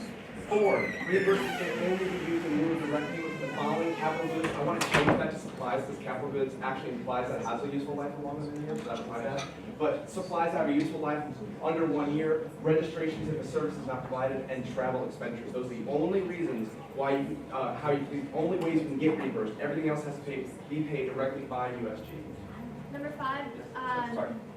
number 5 is because groups, once they got an email from funding board saying that they were approved, they assumed that they could go out and spend that money, which isn't true, because it still has to go to the president, comptroller, and the business office. And the business office at that very last stage can send it down if they don't like, if they see something they don't like. So they technically can't spend the money until they have full approval by the president, comptroller, and the Okay, 8.1, please, Mr. Speaker. All funding is subject to final discretion. It used to say of the comptroller in accordance with state law and universal policy. The comptroller of USG should be making sure everything's in accordance with state law and universal policy. That's SATO's job. But we did see an opportunity for a little more oversight of the funding board with basically veto power of the president comptroller. Can any approved amount vetoed for a reason, if it breaks the policy, two ways that can be overturned. One is by a vote of funding board, and one is by an appeal. So if I analyze something because I think it's networking, the group doesn't think it is, they think I misinterpreted the policies, they may appeal that, and the appeal may be granted. Point of information, what was the rationale for making it unanimous and not a majority vote? Because if we're appealing something, that means that we're overturning the decision of the funding board and saying, no, we disagree with you. So we want a full unanimous decision then to say, no, you're wrong. Okay. Yeah. Why is it not 2/3 and why is it a super majority? So We can change it to 2/3, super that's okay. The reason why is because I think it would be pretty easy to overturn a veto of president or comptroller. I don't want to make it extremely easy. I want to make it so that it's possible. Also, there's still the appeal left as an option for groups. And normally, the funding board votes unanimously. Sometimes if something is broken out, they may be a little more contentious because they do vote on things in like blocks of $100,000 at a time. But I think that's just a better way. But if Senate thinks it should be 2/3, that's not up to me. Okay, thank you. We took out number 4 because we took out fundraisers as we talked about before. And I think that is, there's one last thing. Yep, so appeals, all denial notifications, this is what we talked about in exec a few weeks ago. All denial notifications sent to organizations by funding board must be accompanied by information regarding how groups can appeal. Right now, groups are too much in the dark about how they can appeal a decision if they're denied. We want to make sure it's transparent for groups. And then under 4, we're just clarifying that those 3 things, misinterpretation of policies, discrimination, and procedural errors, must be on USG's part. If a group misinterprets a policy, they can't appeal. Ignorance to a policy, in any legislative body, any legal body, you may not appeal on that. But those are. That's it, yeah. Point of information. What would happen if this was not accepted by the Senate? So there's a couple things. There's things in here, first of all, that don't really affect tier 2 groups that I think could be passed tonight. For example, denial of notifications, that's transparency. I think we could prove that tonight. There's that reimbursements can only be done in lieu. That's already stable policy. We're just adding that in. So those things we can do. What's going to be affected if we don't do this tonight? If we bring it up at next Senate, we're fine in terms of the summer for coach funding, trainings. But here's the problem, there's funding trainings tomorrow. So if groups apply for funding tomorrow and these classes go into effect next week, it provides this like unbalanced. they're going to be told How they does can the get funding 12 board grand. review? When in reality they then get cut to 10 grand. They're going to be told they can get 4 grand for their coach when really they got cut to 3 grand. But if we can do this and change the training before all the tier 2 presidents and CFOs are trained, they would be aware of that situation.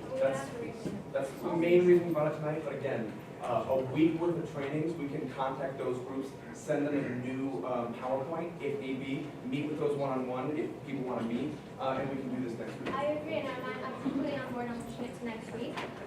My only concern with this as comptroller is that if this is pushed off and for some reason caps and cuts are not approved until next week, the summer recess committee will vote on things that will cut into the next fiscal year, which is where our funds, so basically our rollover funds from this year to next year are way lower than our rollover funds from last year to this year.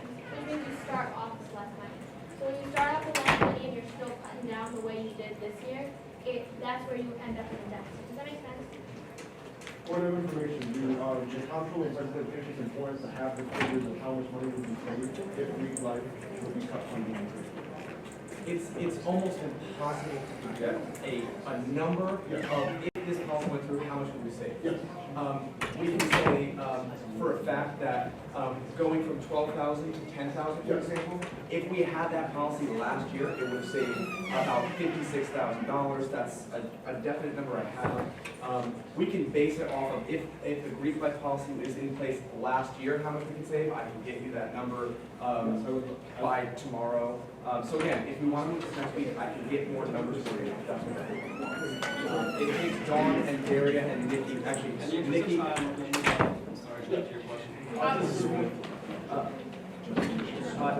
Nikki and Daria aren't in the office, so Dawn would have to stop giving her funding to get it, but she can probably do it in a few hours. Guys, the speakers list goes as follows. It's going to be Owen, and then me, Vice President Valverde, Chairperson Johnson, Senator Gibbs, Senator Carr, Senator O'Connor, Senator Schroeder, Chairperson Hinton, Senator Akaya, Senator LaVoy, and then we go into the people who have already spoken, okay? Unless one of you wants to talk, all right? So just a thought, don't French fry. Do not say the same thing that somebody else has said, okay? We are done with that. Just a thought, okay? Bonaventura, go. Okay, I just would like to make a motion to amend this piece of legislation to strike line item 4.6T, and then I yield my time to Mr. Ortiz. Point of order, we need a second on that. Yes. Can we get a second on that? Can you scroll down? It's the Greek life line. We're striking that short. Second goes to Perry. May I speak? I think the speaker said it best, and what his message kind of came to me in the phrase is, I think everyone agrees that financial regulation, is in order, both internally, from what I've heard within USG, and also just in general, making the standards more strict. That's great. If you're operating at a budget deficit, you need to make financial regulation, financial cuts in order to prevent that from happening. But I would say that if you are in opposition to this amendment, to strike this clause, that you're looking for the easy way out. And what I mean by that is that you are just taking a group of large people that you're grouping together, right, clustering, and removing them in general. 13% of the undergraduate student body, right, so a pretty decent amount.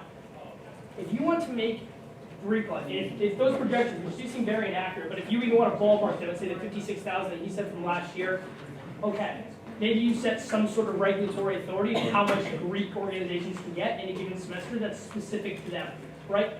I think by easy way out, I mean continue going through regulatory measures that you need in order to regulate Greek organizations if you want to, if that's the way the Senate feels, but do not by any means just as a group eliminate them in total. Financial regulation opposed to financial discrimination is what I'm trying to do. Okay, we are debating the amendment, all right, just so everybody's aware, okay? When you yield your time, the rest of your time, okay. Yes? Is it possible for us to to the discussion of a line item versus like the entire thing? No, it's motion to amend. You have to split the question. Yeah. So as an example. Sorry, we're already in the middle of making a motion to amend. Yeah, so let's not get into second degree amendments, okay? Let's, does Is there anybody any want more to debate on this on motion? this amendment? Point of information, if this was struck, would the bill as is be able to be approved by SBAC? So the SBAC doesn't vote on this. The SBAC votes on our numbers. They vote on our expenditures and our revenues. they won't see this. This is our efforts to make sure that next year when the future comptroller presents, that we haven't spent too much. So when we presented our second budget, we said we're gonna cut 130 from catering, we're gonna cut, I forget the number, from contractual. This was our attempt to rectify those two things. We presented a budget that has cuts, and these are our attempts to make those cuts happen. And I guess follow-up point of information, what, then, if this was cut, to the best of your knowledge, what steps would have to be taken to deliver the budget we need to deliver? Further cuts to the other categories, including decreasing the total amount groups get, the percentage on the caps and cuts, the amount you spend for flights from 300 probably to 200, hotel rooms from 150 probably down to 175. Things like that, those little cuts, caps and cuts, and real. Now, I would like to say on that point, I don't think this is like an immediate, if we don't pass this. This was an attempt to try to prevent overspending. Unless every Greek org goes to their computers tonight, and I hope you don't do that, but go and request $10,000. Yeah, funding's closing. So for the time being, we're okay. And this can certainly come up for debate next week. Maybe like Edgar says, we restrict funding for Greek life in some way. I think if we strike, I'm not opposed to striking this every. So I apologize if it seemed like it was discriminatory in any way. This was our attempt to because I think that the way that it's phrased right now is just not going about it in the right way. I would like to echo Speaker Wang's sentiment from an hour ago, where if our concern is that groups that have large budgets and are collecting large amounts of dues are also receiving funding and they're having multiple sources of income that other groups aren't having, then if we want a line that says that that doesn't happen, don't make it any request by Greek organizations, make it any request by groups that take in X amount of dues or operate this large of a budget. As we've just heard, some Greek organizations don't take in a lot of dues, don't have large budgets, so this is not really it's not really a discerning way to really get at what we're trying to get at, if I'm understanding the intent of the Yes. I want to make this quick. I'm a senator here. My first responsibility is to protect the student body. If I don't get that, I fail. We are here at the end of the day, us at USG, we're not here for ourselves. We're here for the students. We must understand we need to cut our budget to be able to give funding to as much people as we can. Everyone's getting cut, internal budget, tier 2, and Greek life. I do not agree. I agree with what Terry and other people said, and we're going, that cutting this just line item T right now, as we currently, is completely different from other language of the bill. It just seems like a direct cut. I do think Greek life needs to acknowledge that we need to reduce the amount of money they can cut from USG. I am in favor of maybe doing Greek life is reduced to half the amount. It's half, I know, it hurts, but you will get funding. I want you to get funding Greek life as a senator of USG, but you have to understand that it cannot be the full amount that we've been asking in the previous years. Every single part of USG needs to be cut, and Greek life does not need to be cut wholeheartedly. But it does need to be cut some. We need to acknowledge that fact. Every internal budget committee needs to be cut. Community dinners need to be more appropriately spent. Everything we do from now on has to be smarter and fiscally responsible. But from this moment on, we have to all be smart about how we ask money and how we deal with it. So first, internal budget needs to be cut. I'm 100% behind Speaker Wang. But I'm also behind Rashida and Dan because they have analyzed this in the past. And we know they have the facts that this will allow our budget to be stable. So we need to reduce Greek life, but having it fully reduced is 100% unacceptable for me as a student and as an economist. And I do want time to Yeah, you do know that by government documents, Greek organizations are on the exact same plane as all of Yes, I understand, but tier 2s do not have the same capabilities to get as much revenue as Greek organizations. Just for that sole fact, that is true that Greek life gets more money than tier 2 organizations. That's a fact. I'm sorry. I yield my time. I just want to inform the Senate body that I'm going to declare this unconstitutional if this gets passed and by I'm sorry. What line T? Oh, sorry. Point of information, I looked around. Yeah, to ground up discrimination, it's against the student code, which is part of our code. Point of personal privilege. If the speaker would allow it, Ryan has information he believes So again, I'm not entirely sure where this whole notion that like we have a lot more money like in our budget to spend on our own organization like is coming from. I am actually the former president of my organization, Alpha Sigma Phi, and we just kind of went over like our budget, and actually like our budget set for next semester with the idea of maybe potentially applying for USG funding. So I mean, first of all, I think it's kind of inappropriate that we weren't even addressed like that this was going to be happening until now. But anyway, regardless of that, we as entities cost so much to insure. We're essentially working with the same amount of money per head as like a lot of other organizations that are out there in the tier 2 world. So I'll just kind of bring a calculation to the Senate just to kind of prove this.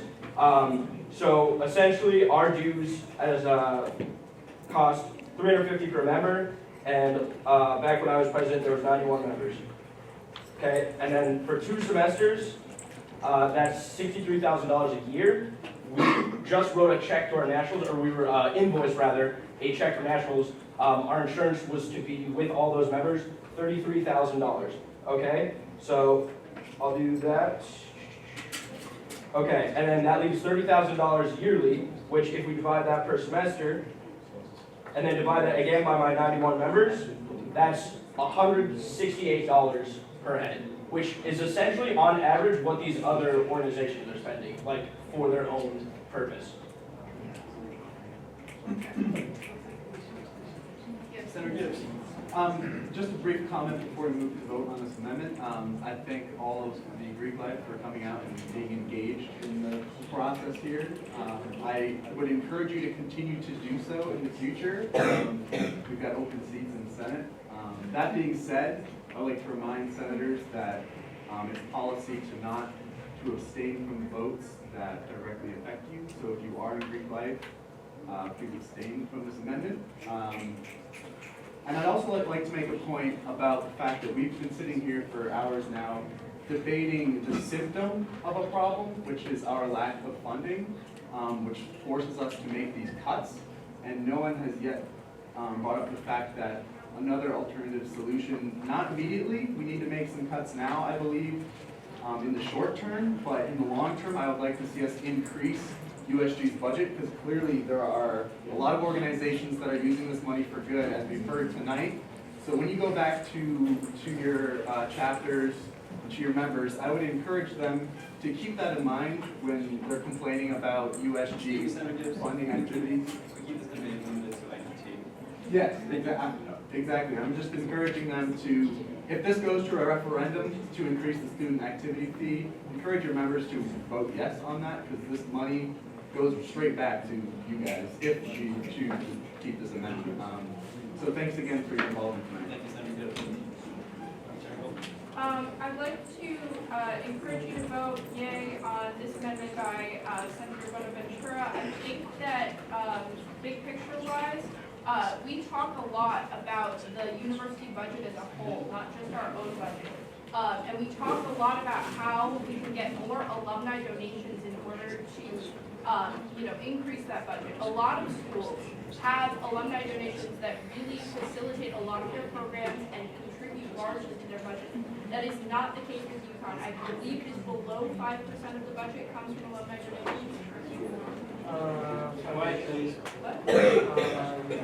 Yes, below 5%, okay? At other schools like the University of Michigan, the University of Virginia, the University of North Carolina, similar state publicly funded universities, they get way more funding from their alumni.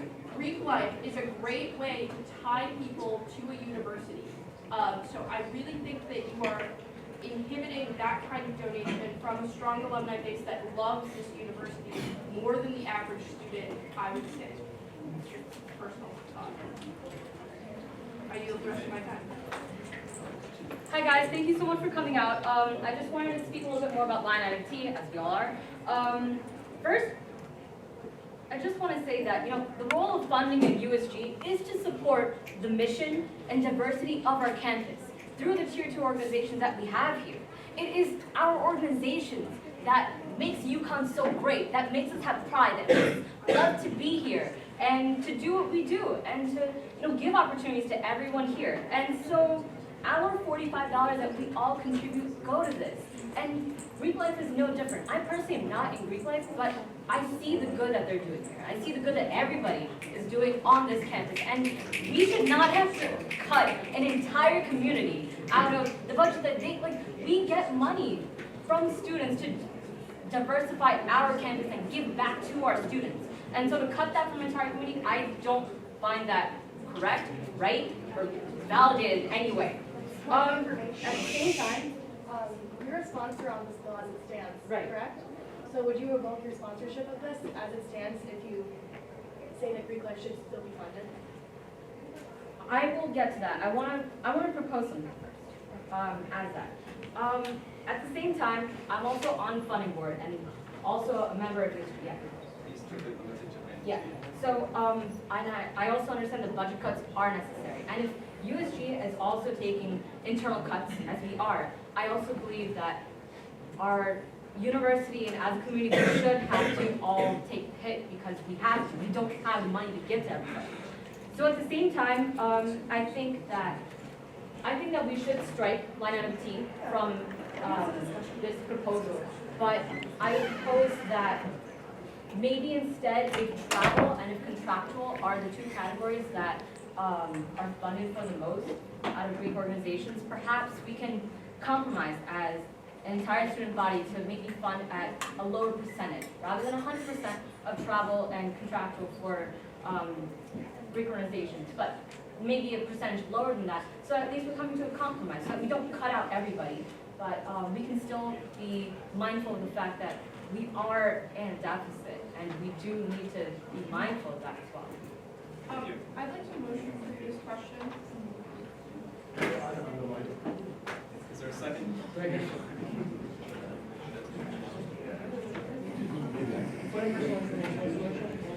Previous question, to move to a vote on the amendment to remove item T, sorry, 16. Who was my second? Okay, Alan? We already have a second. Now we're moving to a vote. We need a 2/3 majority. Wait, Tom. Would the chair entertain a competing motion? No. Competing amendment on this line item? No. Again, we're going to move to a vote. To move the previous question to remove item T, sorry, what's it for? 4T from this bill. All those in favor, please say aye. Aye. All those opposed? Nay. Roll call. This is for the previous question. This is for the previous question. This is for the previous question. This is just to strike. Sorry. To strike the. Could you just clarify what exactly we're voting on? We're voting to strike. No. My apologies. No, we're voting to end debate and move to a vote. Okay. My apologies. Wait, and this is a motion that has debate, right? No.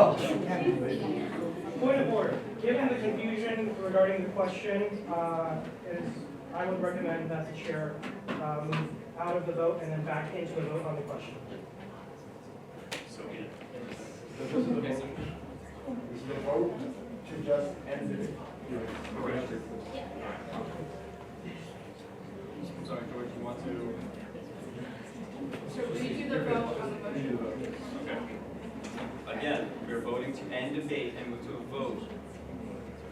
All those in favor, please say aye. Aye. All those opposed? Abstaining?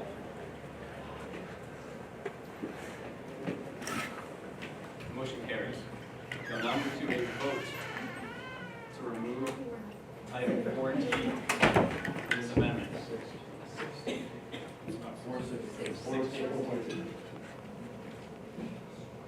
Do I need a motion for this? No, we just. No.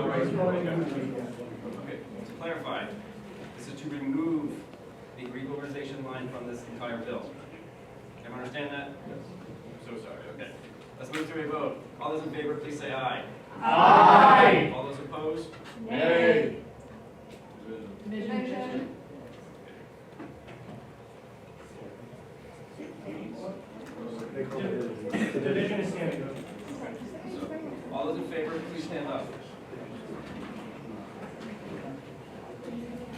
favor of removing 416?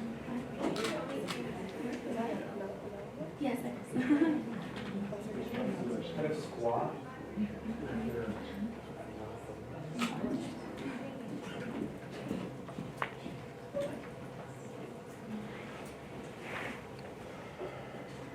All those opposed, please stand up.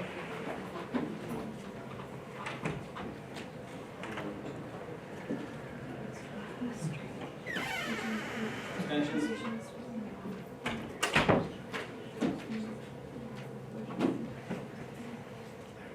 Motion carries.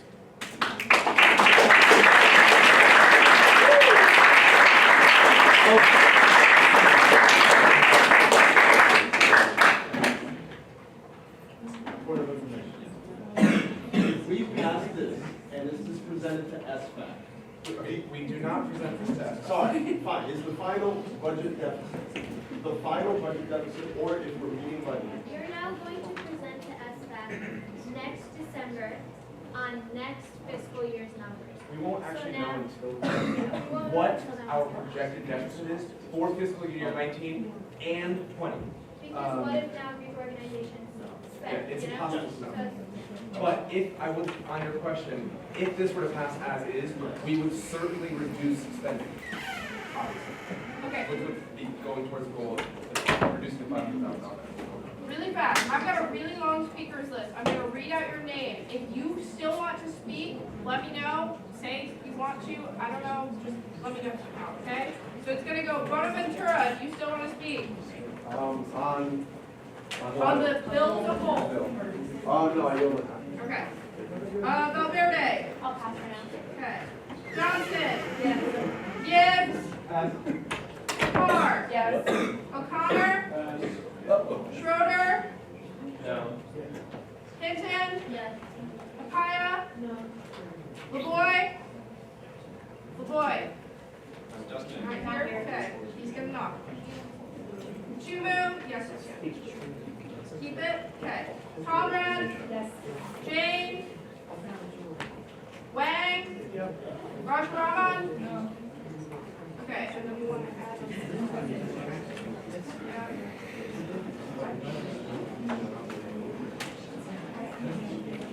And now we're entering debate on the original bill. Line item T removed.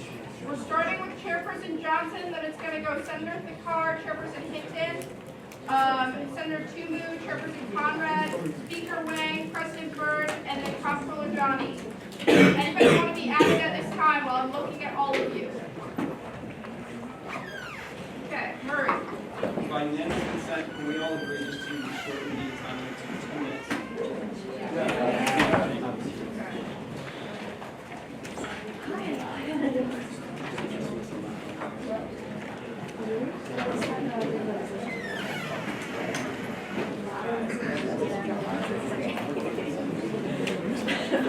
for coming. Thank you.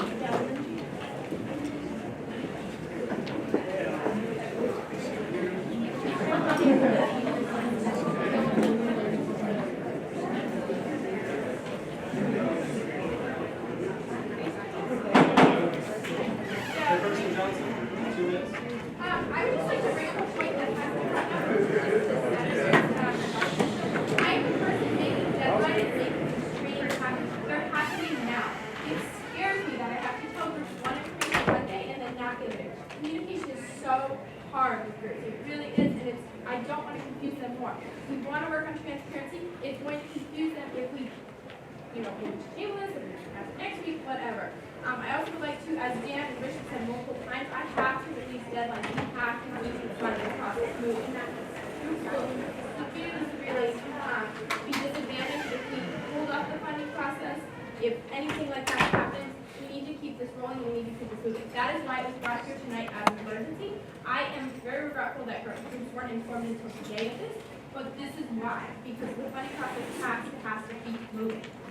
The other thing that I would just like to say too is that we are increasing the number of orgs on this campus dramatically every semester.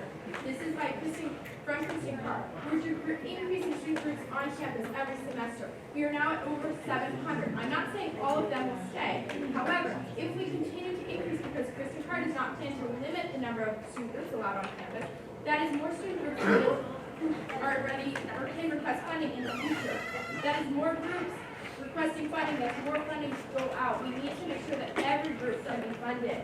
So we're seeing, I don't think anyone touched upon this, but we're seeing a rising number of groups requesting funding. We need to be fair to all of them and make sure that they all can be funded. This is why we need to be able to cut down our deficit so that in the future, this is only short term, guys, in the future we can fund more groups. Thank you. Can everyone who's not a member of USG but a part of Big Life raise your hand for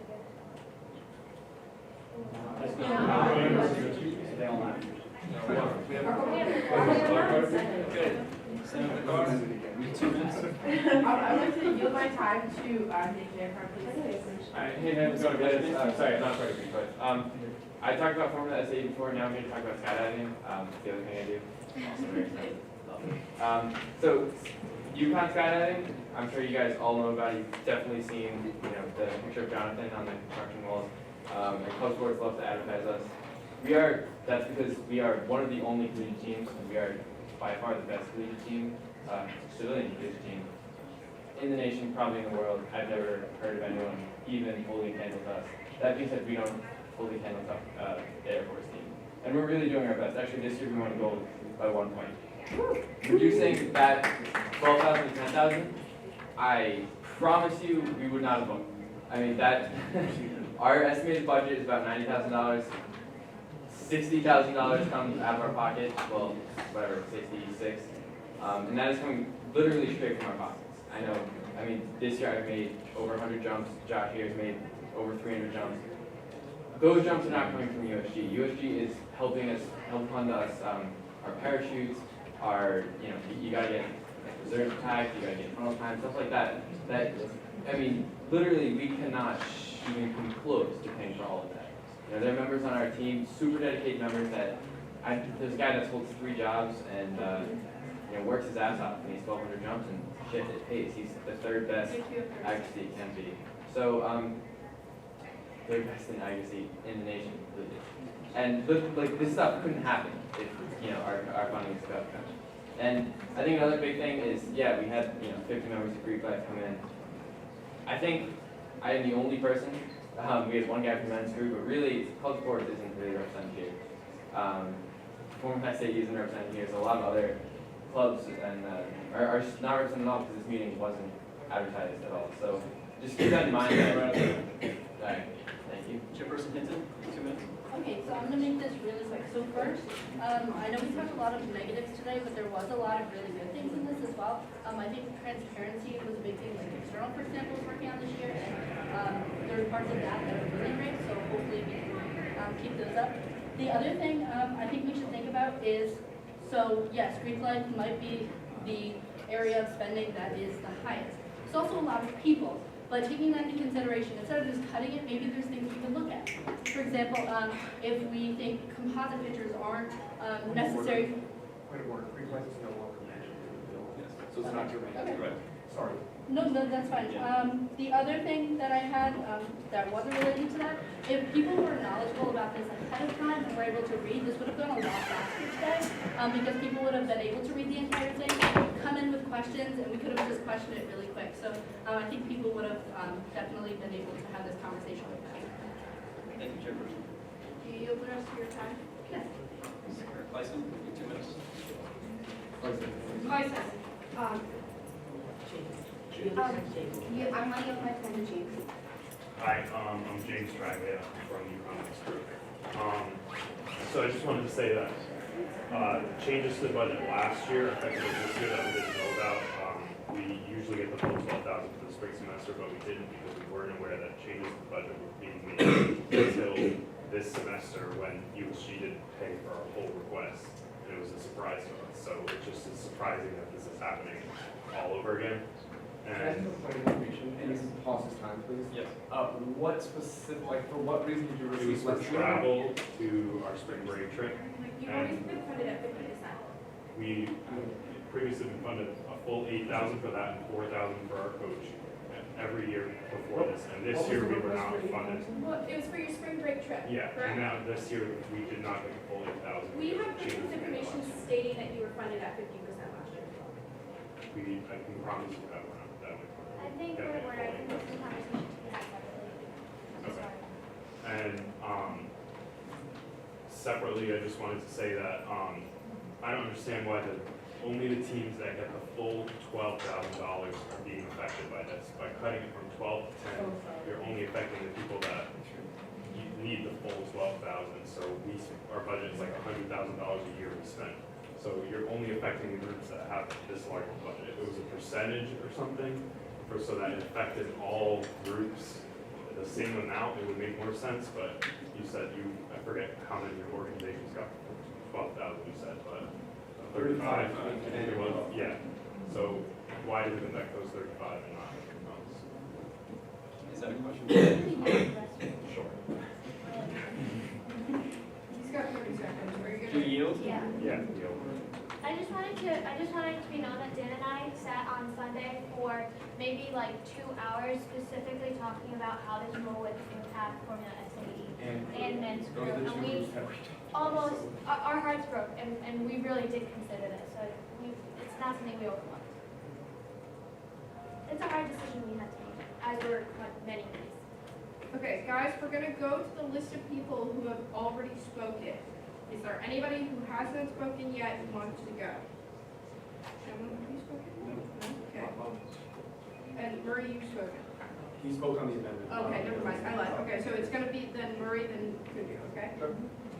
Go ahead, Senator Murray. Sure. So I'm just going to talk about some problems that I think are very evident in this bill, but really speak to a lot of things that have been going on in our organization for a while now that we need to address in this bill and in general. And the biggest problem that I've had with all of this is how it was sprung on us at the last second, which is the exact same way that our personal cuts to our internal line items were sprung on us at the last second. And I want to remind everyone that one of the biggest problems we had with all of those cuts was not that we had to make cuts. We all understand we have to make cuts. But it was having to make cuts without having time to plan ourselves what those cuts would be. We didn't get to decide as committees, this is where we think we can shave off money and bring that and have a back and forth. It was sprung on us, and it was sprung on us the same way that this was. And a lot of things have been sprung on us. It was brought to second, I'll put the chairs and make aware before it goes. As a Senate, we weren't. And that's something that, if we're voting on it, But you were sent. we should have you were input on sent it. the budget. It's 2 days ago. No, he's talking about the internal, the line items that we had 3 or 4 cents. Which we also didn't have for. And point of personal privilege, the Senate before that, so 2 weeks, and the Senate before that, I announced that I was making the budget and that anyone that had questions could come talk to me. I'll continue. But when things are being brought to us as Senate, not just this bill and not just that bill, but a lot of things in the past 2.5 years that I've been in Senate have been brought up at the last second, and then we're told we have to vote on this now, and we have to pass it now, or something bad's going to happen. We're going to fail this, we're going to miss this deadline. And I think that's a really big problem, because then we're considering a lot of things that aren't part of the bill. Right now, we're considering that we have to work around trainings next week, and that really shouldn't be tied into this bill. We should be able to consider this on its own. If we have deadlines that are next week, then we should have been talking about this before, the week before those deadlines, so we had time to make those changes. I'm getting kind of tired of things being brought up at the last second, and then we have to deal with it right now. Thank you. And instead of being given time to actually work on this as a Senate, as a student government, we need to be better about our communication with not just the student body, but with each other. We shouldn't be dealing with everything in a frantic rush where we have deadlines running down on us and everything's an emergency. We should be given time to work as a whole on this. We have caucuses every other week to discuss things just like this, big important issues, and that's when this should all be happening, not at a last minute Senate. Sure. So I'd like to yield my time to either Comptroller Johnny or President Gordon to answer a question. I mean, what I see right now is that there is clearly not any way in which we can both construct a budget that doesn't go into a deficit and also fund all groups at the way that they should be funded. So I guess one possible solution could be that when we get our fees, which is I believe $45 right now, that gets increased. So that's why, yes, let me finish the question. So, I mean, you might be answering it, but just to make it clear. So if we were to consider an increase to that fee, how would we do it, and would that be possible, or how early could that So, be? two things. One, a fee increase is not just up to a student referendum, it's up to the Board of Trustees. So we are at the mercy of the Board of Trustees for a fee increase. The Board of Trustees said they will not implement any new student fees other than a $20 transit fee and a $700 visa compliance fee for international students. Nutmeg just went through a referendum. The student body overwhelmingly voted to increase their fee, and the Board of Trustees denied it. So we don't have the option to increase our fee. So Senator Gibbs brought that up, you're bringing that up. We could bring it to referendum, doesn't mean it's gonna happen, and frankly, I would almost consider it impossible given the feeling of the Board of Trustees. They're not willing to increase fees, because then they have to go around saying, we're increasing fees. And they don't wanna do that. Out of all the 2 or 3 ladies, I'm closest to Amy, who's head of Nutmeg Publishing, and she has been struggling with this. I've seen her personally struggle with this for the past 2 years, whether it be bouncing from student referendum to Board of Trustees or through her organization itself. Okay. 2 years. How many cents? Yeah, 15. Okay, so if we were to increase the fee by even $5, would this solve the problem? 5 times, roughly 20,000, no. Okay, we'll get it. Okay, I'll use the rest of my time. Thank you, Deputy Speaker. We'll now move into the investment. I think we've already spoken. Once more, is there anyone who has not spoken who would like to be recognized? Senator Tumu. I think we've had a lot of good discussion about, how we should classify student organizations, how we should be funding, student organizations. And one thing that our friend from, yes, Nick from Jumping Off Planes, there's still a lot of tier 2 representation in terms of rowing or skydiving or other organizations that are taking a pretty significant hit to this legislation. I think it may be in our best interest to table this legislation, to delay consideration of this legislation until next Senate, which is not something we want to do. It's not ideal, but I think under the circumstances, it's probably the most fair way we can go about passing this funding policy. Is that a motion? There's no, I believe Speaker Wayne will make a motion later, if he does not. No, because Chairperson Conrad, you're next. I just want to make one comment. So there are future implications that we still have to consider when considering this full bill. There are leaders of tier 2 organizations who have already been trained. More so even than this next week, there are tier 2 leaders who have approached me with a lot of concerns, who have already had to consider their budgets for the fall and next year in general, who if this funding is passed, are going to have to completely be retrained, consider their budgets again over the summer, and potentially have to eliminate events and initiatives that they've already been working on, because they were aware of the policies they were as already stated, and they're going to have to potentially make cuts and not be able to do any of these events. The SDAC budget was passed in February, or many weeks ago at least. So discussion about these policy changes should have began amongst the entire body here and exec when the need for changes were discovered. This piece of legislation is being proposed last minute in a special Senate, where both the Senate and General Student Body was not given enough time to review the very important changes and significant changes that are potentially going to impact everybody. They were not allowed to ask questions or consider the greater repercussions that we're now having to scramble with now. I see that this quick turnaround was an attempt to mitigate the likelihood that a turnout that we saw tonight would happen. And I think that it really is just trying to make a last-minute impact with funding that people who propose this legislation have been working on for the last 4 years. I yield the rest of my time. Thank you.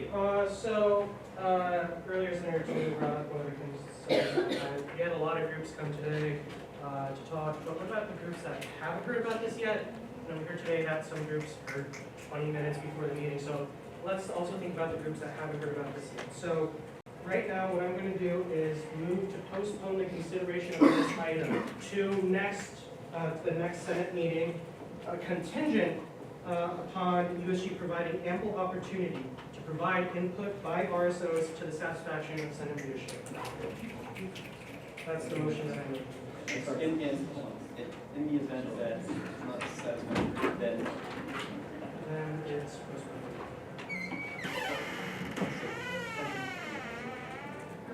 So basically, can I make a clarification? Basically, I expect that Senate leadership will take a very strong role in providing the environment for groups to provide that input.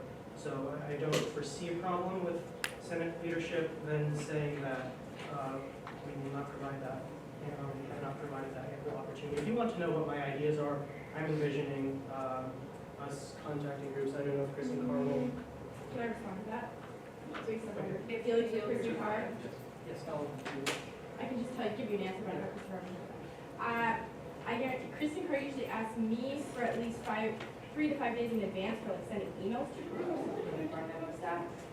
So that's kind of how the basis that their office operates, because she said she has like different emails that her office sends or other office sends that they classify as higher priority. when do you think this is like exception? So that, I have no idea the motion. Can we have a second? Point of information? Yes. How long has first and last Senate gone to in previous years without the consideration of legislation? Without the consideration of legislation and with the reading of commendations last year, I believe we ended around 11. Yeah. So I asked senators to keep that. I would also like to clarify, though, that bearing that issue in mind last year, Senate leadership has already taken the step of separating out certain portions of first last to the week after. So Just save some time with the food. with the food and with the training and stuff, whatever. So a lot of that stuff has been moved to next week, and hopefully maybe accommodations too. Okay, so can we get a second on the motion? I have another point of information. With regards to this, the week after, 2 weeks from today. 2 weeks from today, what is currently scheduled? That would be the meeting after first last, to which we're pushing some of first last too. Is that not a Senate meeting? It would be up to the discretion of whoever the future speaker is to declare that a Senate meeting. But currently, the way that I have it organized is a more informal meeting where the new senators can meet and we can do like a very basic training on Okay, so if we want to debate this motion, let's put it on the floor. So I'm going to take a second from Tubu, and then I'm going to create a speakers list on this motion. Okay? Can you just repeat what the motion is, just to make sure? Sure. It is to lay it on the table. Okay. The motion is to postpone the consideration of this item to the next Senate meeting contingent on USG providing ample opportunity to provide input by RSOs to the satisfaction of Senate leadership. Also, if you have a question and you're texting me, that is the wrong way to go about it, okay? Great. All right, who wants to be on the speakers list? We're going to go Bird. Okay. I'd like to reserve 2 minutes as a maker of the motion. Okay, you go. So, as I put the motion out, I'll yield now to anybody who wants to ask questions, just to clarify certain points. If anyone has questions? Senator Clark? Is it okay if I make a quick comment really quick? Sure. I have a quick suggestion. So as senators, we have constituents, right? We have people from our residence halls, we have RHA, we have our RAs. So what we can do is we can relay this bill to them.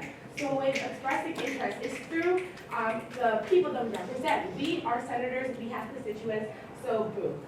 And CC me, thank you, Senator Carr, and CC me on those emails too, so I know that we are getting that, getting the words. Are there any other questions? How so can we connect with our constituents via an email, just mass email to them? You can go to your RA and get it there. Your Okay. Speaker Wayne, you have 1 minute left. Personal privilege, you guys should be doing this anyway. Point of being a senator is to reach out to your constituents. Right, point of order, we have a speaker motion. Sure, the same. You would point where you. Claiming my time, I'd like to claim 15 seconds. Senator Schroeder. This isn't a motion specific. I was just wondering if we could, like, split the question to pass just like some of the, Non-cut votes? Yeah. Like the cuts that weren't, Yeah. I'm sorry. Yeah. So Right now, we are debating whether or not we should postpone this bill until next week. We are not considering a split of the bill. Right, I was just wondering, I wasn't saying we should split or anything, I was just wondering if other people would agree if it would be a good idea to pass the non-cut parts now and then debate the cut parts later. I don't know if it's necessary or whatnot. So reclaiming my time. Just to respond to that, I think that it's better for us to present this to the student body as a whole, as something that they can work with, rather than saying, oh, these are the parts that are already set in stone. Do you want to change anything? I think that we should present it to them in total. 15 seconds. Other questions? Cool, thanks everyone. Okay. So I just want to make, I'm not opposed to this motion necessarily. I agree with the senator that perhaps the things like no reimbursements for these things, that's stable policy that we can make it clear in our policy, we can put that in our training. Those kinds of things should be passed tonight. That way we can change at least that much in our training. I think that would be beneficial rather than, we've had one training so far, so the chairperson Conrad, we've only had one training so far. It was in Norwell Hall like 2 days ago. The second point is that I agree that we should be reaching out, that's great. Keep in mind that student groups, I anticipate, and perhaps I'm wrong, will be opposed to any amount of cuts, to 12 to 10, to 350 to 300, and perhaps they'll say, you know, this is reasonable, I don't know. But if the majority of groups are saying, please don't cut our funding, cuts have to happen. So just keep that in mind with the contingency part of this motion. And if you hear from a majority of people that we shouldn't cut, doesn't mean we shouldn't cut because we have a deficit. That's all. Point of information, just asking, if internal budget of USG was cut to the maximum capacity, would that solve the budget deficit? No, half of our budget is funding board, so we have to get rid of a lot of our other part, including wages and things like that. Yeah, that was what I was, that fixed cost, fixed cost was mentioned before. We have fixed cost salaries for full-time payroll, special payroll right now, wages for student workers, which we have increased this year, office supplies, which include the copies that are given to tier twos, which have also increased after the renovation. So we do have these fixed costs that, because of the increased fixed costs, because of more student groups requesting, blah, blah, blah, we have to cut from somewhere. You know what I mean? We can't cut, we have to cut our variable costs, these are our So variable. just a continuation, we have to cut funding board, I believe. Okay, so just the to Senate clarify. doesn't have to do anything. If you don't cut, we will go into a deficit. That's right. Yes. To reach a balanced budget, funding You board must, has to yes. cut. Yes. Perfect. Along with the other, With internal cuts as well. This can't be the only thing. funding board's not the only thing. And I yield the rest of my time. Thank you. Great. So, Senator, you have 2 minutes. Anybody else on the speakers list? Sure, so I'm going to make 2 requests to whoever they may pertain to. So first, I would like the comptroller and the president next week, if this is postponed, to bring us some numbers that we can look at based on the historical records. What do we project to save if this goes through? What would we save this year, last year, the year before? I'll get the rest of it. As many numbers as you can give us, just so we have something to graph and something to work with and visualize instead of just percentages, because 75 to 65% change, I have no idea what that actually means for our money. And I would love to see some numbers next week. I think that should have been brought this week, but if we can have it next week, if this gets postponed, that would be super helpful. Just a point, that's only going to be based on last year. So that's as best as I can do is get numbers if these policies were in place last year. All right, as much as you can get. If last year's on that, that would be great. Gotcha. And in addition, I don't see her anymore, but if it could be, I would love to hear Comptroller-elect Sadani's input on all of this. She's right behind you. You were standing over there earlier. Sure, so I mean, I'm not going to put you on the spot tonight, but just next week, I would be really interested to see what your opinions are on all of this, because in a couple weeks, you're going to be graduated, and she's going to be working with all of these numbers, so I would be super interested in a statement of your opinions on all parts of this for next week. Because as we know... She was with us when we made these. Sure, but I would just love to hear a statement from her. That's my point. Because as we know, our previous comptroller had very different ideas about a lot of things. So it changes every year. I just want to hear what her opinions are going to be next year. So, yeah, I just want to ask that of you and of you if that's possible. I would love to hear some more information before we vote on this. And for that reason, I really encourage that we do postpone this to next week. Thank you. Anyone else like to recognize for debate? Okay, we move to a vote. All those in favor, please say aye. Aye. All those opposed? Nay. Abstaining? No, this is to postpone. Oh, this This is is postponed. Sorry, is there abstention? Alright. Motion carries. Bill is postponed. Mr. Speaker, I'd like to move to reinstate the rules at this point. Yes. Yes. Yeah, do it. Thank Also, great job, Senator.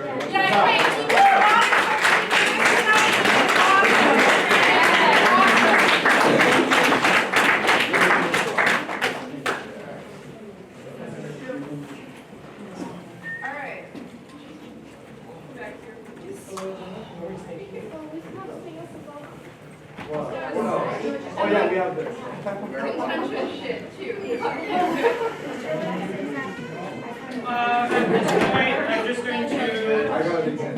count the number of senators just to make sure that we still have quorum for today. So that's 1, 2, 3, 4, 5, 6, 7, 8, 9, 10, 11, 12, 13, 14, 15, 16, 17, 18, 19, 20, 21, 22, 24, 25.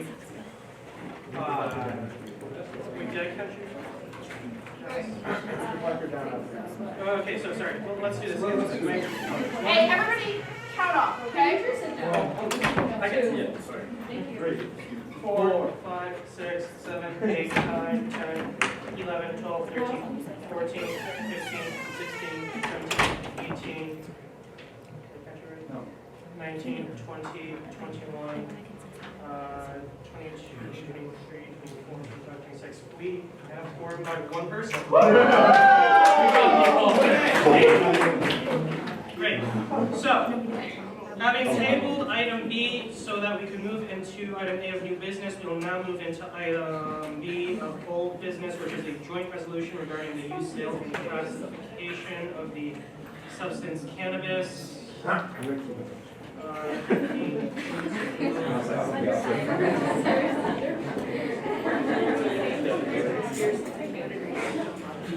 Actually,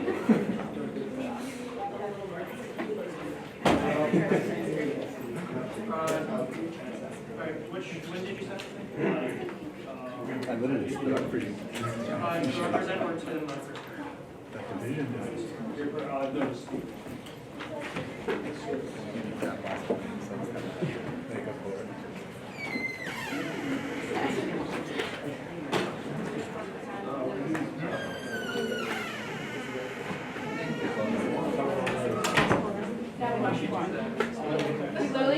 We don't have a anymore. Wait. Who left? Crystal. I was just in the bathroom. Oh. Crystal left, but I was calling out for you.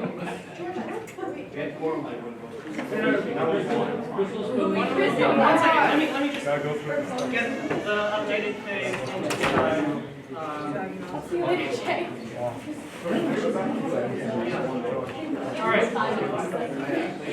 If there's no objection, we'll do a 5-minute recess so people can use the bathroom and whatnot. If you people don't come back to me, I'll do something. We don't know yet. Being a whole business, can we have a motion to consider it all second, Kowalski? I'm just going to do another quick count just to make sure that we right. Thanks, Crystal. 1, 2, Really sorry, everybody. 4, 5, 6, 7, 8, 9, 10, 11, 12, 13, 14, 15, 16, 17, 18, 19, 20, 21, 22, 23, 24, 25. All right, second count. 1, 2, 3, 4, 5, 6, 7, 8, 9, 10, 11, 12, 13, 14, 15, 16, 17, 18, 19, 20, 21, 22, 23, 24, 25, 26. Yes!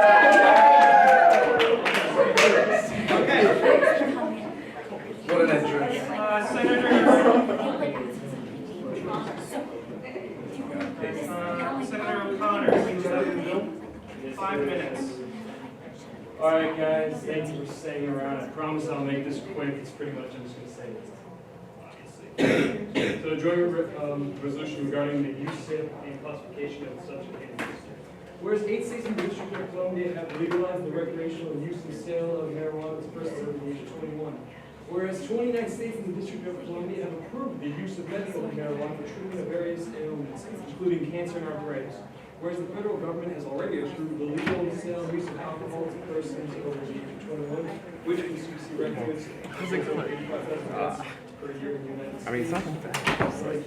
It was pretty intense earlier, honestly. Because like all the frats, like a bunch of the frats are here, and they're like a big thing about how for funding for frats. That was crazy. What did they decide? I think they decided to like, they voted on the side of the frats Whereas to studies give them have funding. shown that legalizing marijuana has resulted in a decrease in opioid-related fatalities in 10 states where legalization has occurred. Whereas the tax collected from the sale of cannabis products will partially revenue the state and current budget deficit of over $360 million. Whereas Colorado has received over $125 million in tax revenue, and Washington State has received over $150 million It's like 50, yeah, 40, 46. Whereas the tax revenue in sales So if I did, or they has just begun to decline in the state of Connecticut. Whereas the tax revenue collected from marijuana okay, sales okay. will began likely said losses of tobacco-related taxes. Whereas the research by Connecticut University has concluded that over 60% of the adult population of Connecticut are in favor of legalization of cannabis, along with 45% of Americans who were polled. Whereas the original laws mandating the illegality of such selling of this substance are inherently racist and discriminatory in nature. Whereas the number of arrests for marijuana-related charges outnumber the number of charges related to violent crimes in the United States. Whereas 4 bills regarding the legalization and public sale of recreational marijuana entered the Connecticut General Assembly on March 7, 2017. Whereas per week, multiple University of Connecticut students are charged with marijuana-related offenses. Whereas these offenses result in sanctions and expulsion and in turn severely damage the future prospects for the affiliated students. Whereas the legalization of cannabis would reduce the amount of University of Connecticut students charged with marijuana-related crimes that occur on and around the UConn's campus. Therefore, be resolved that the University of Connecticut undergraduate student government endorses the legalization and sale of recreational cannabis in the state of Connecticut. Therefore, be resolved that a heightened tax on marijuana should be added, directed towards crime prevention from any criminal activity associated with legal marijuana sales. And, yeah, that's it. You have 2 minutes and 15 seconds. Well, just to conclude that, pretty much wrap that all up, what I did do is I took Senator Benmer's recommendations, Senator Kundu's recommendations, along with what Dan and Steph said. There was a good clause at the end. And another thing that was bringing up to me is the 4 bills did die in the general, in the Connecticut General Assembly. I still think that we should move on with legislation to continue the effort to push towards legalization for the reasons I stated before. I still do not think we should. And I yield the rest of my time. Yes. By unanimous consent, can we change classification to 2 X's and 1 F in front of the bill? And by unanimous consent, can we change affiliated to? Something a little different, so sorry. All right, if there's no objection, I will run a spell check on this. Is there any objections? Along with that, there are a couple bills.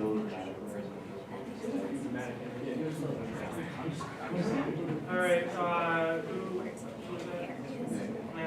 it? Just scroll down a little bit. The first one was, okay, so whereas the tax collected from the sale of cannabis, I would change the would to could. And the second one was, hold on 1 second.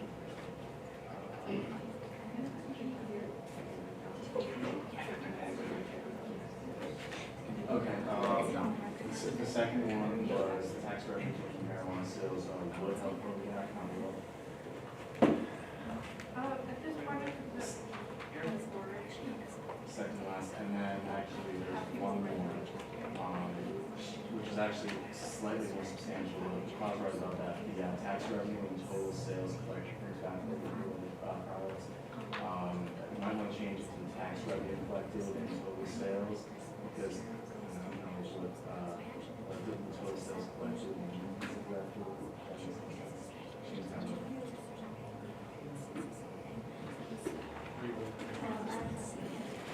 Okay. Senator Lanza has proposed the following changes as his amendment.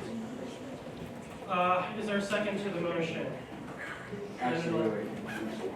For the sake of simplicity, just change it to tax revenue and total sales for tax. That would probably be. Is there a second to the? Yeah, change the front to tax revenue collected from and total sales. No, collected from, and then change the other from to.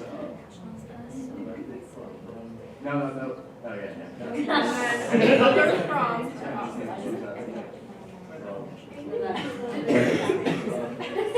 Okay. Is there a second to this motion, Baruko?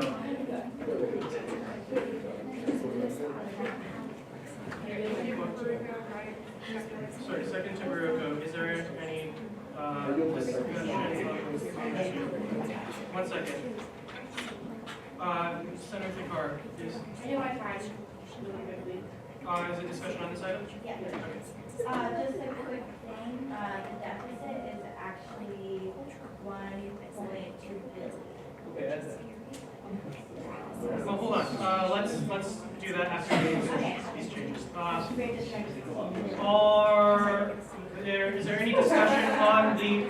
Is there any discussion on these proposed changes? Seeing none, we'll move into a vote. All those in favor say aye. Aye. Against? Nay. Abstentions? An abstention from the chair. The ayes have it and the motion carries. Oh, wait, Okay. Senator Thakar. Yielding to. Yeah, it's a quick thing, the deficit, there's 1,260 million, it's 1.2 billion. Just got that down. Thank you, Ruby. Who else? Here? Yeah. So.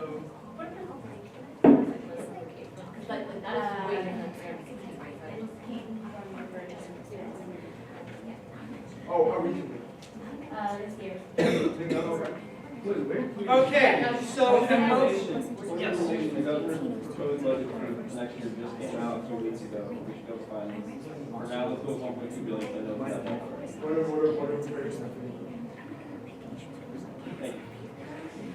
Okay.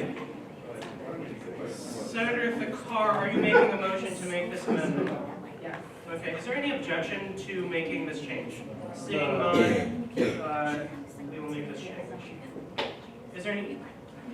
No. So I would like to yield to the author of the legislation and ask a question. So I see there are a lot of figures in this legislation now. Obviously, I've looked through the legislation in terms of content. I did not actually have the time to actually look through all the figures for accuracy. Now, I see you've cited a few of them, but you've not cited all of them. For example, in the very next line, there's an uncited piece of there's an unsigned clause which has, different figures. Now, if this were to be a legislation that gets, sent to some higher body, it would be embarrassing if more of these figures, which are accurate. So my question is, have you checked all of these figures? I have checked all these figures. And you're Which one are you talking about specifically? In general, and you're confident that these are all correct. I am confident all of them are correct. Minus that one, of course, I could have sworn, I was telling her the article that I read must have been, it was like a year. Okay, I just wanted to, okay, thank you. Thank you, Senator Tumu. Senator Kundu, Senator Tumu. I'd like to echo Senator Kundu's opinion, and if we're going to send legislation like this to a higher body, it would be in the best interest of us representing an academic institution to have all of our figures and all of our facts cited properly. And I worry that, mistakes like the 316 to $1.2 billion might have occurred elsewhere in this piece of legislation. And while I highly doubt that that is the case, I just think it would be better for us and for eventual people who are going to read this legislation to have that solid factual background. So I think it would be in our best interest to table this legislation until the next session of the Senate, which would be gaveled in 3 weeks from now. Okay, so a couple of I things. will postpone indefinitely, and then we would re-bring it up once the Senate is gaveled in, the next session of the Like the next Senate? Yeah. Yes, I would like to make a point of clarification, opinion from the chair. This Senate does not have the authority to set the agenda items for the next Senate. So we just postpone it to the next Senate to bring that up. One second. Senator Tumu, was that a motion or was it? It was a motion to postpone indefinitely. There's a motion to postpone indefinitely on the floor. Is there a second? Second to Takar. Is there any discussion on the motion to postpone indefinitely? Senator Murray. I would just like to point out that while it would be good to have everything cited, traditionally our bills don't ever use footnotes or citations at all. So this is actually a step up from where we usually are. I do understand wanting everything cited, but it would not be in a bad state at all for that reason if we passed it tonight. Thank you, Senator Murray. Is there any further discussion on the show? I just want to comment on like what you said. Yes, like citing is better, but if we're going against what the state of Connecticut is talking about, like the sale of recreational marijuana and like the laws against it, I think that we should have accurate figures and cited figures instead of just saying these are numbers that we found. Making sure that they're 100% accurate and that they're cited, because we're taking a big stance against what an official government agency has. Thank you, Schroeder. Gobel. I just want to say that we didn't create Lauren's position for nothing. That like she is here to help you with all your legislative needs and make sure that all the facts and figures and spellings and whatever. Parliamentarian Nolan, unfortunately, going to order the remain to the motion to postpone. Nenadol. Unless anyone actually finds another issue, I don't think there's any need to postpone this indefinitely, just by assumption that there's something wrong with it. I think that that's totally out of line. I think we need to vote on this as it is. Correct.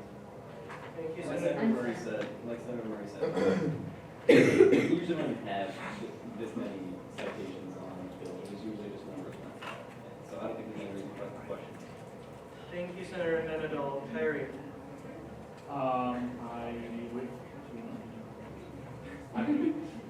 I was more like. You yield back to the chair. Thank you, Senator Perry.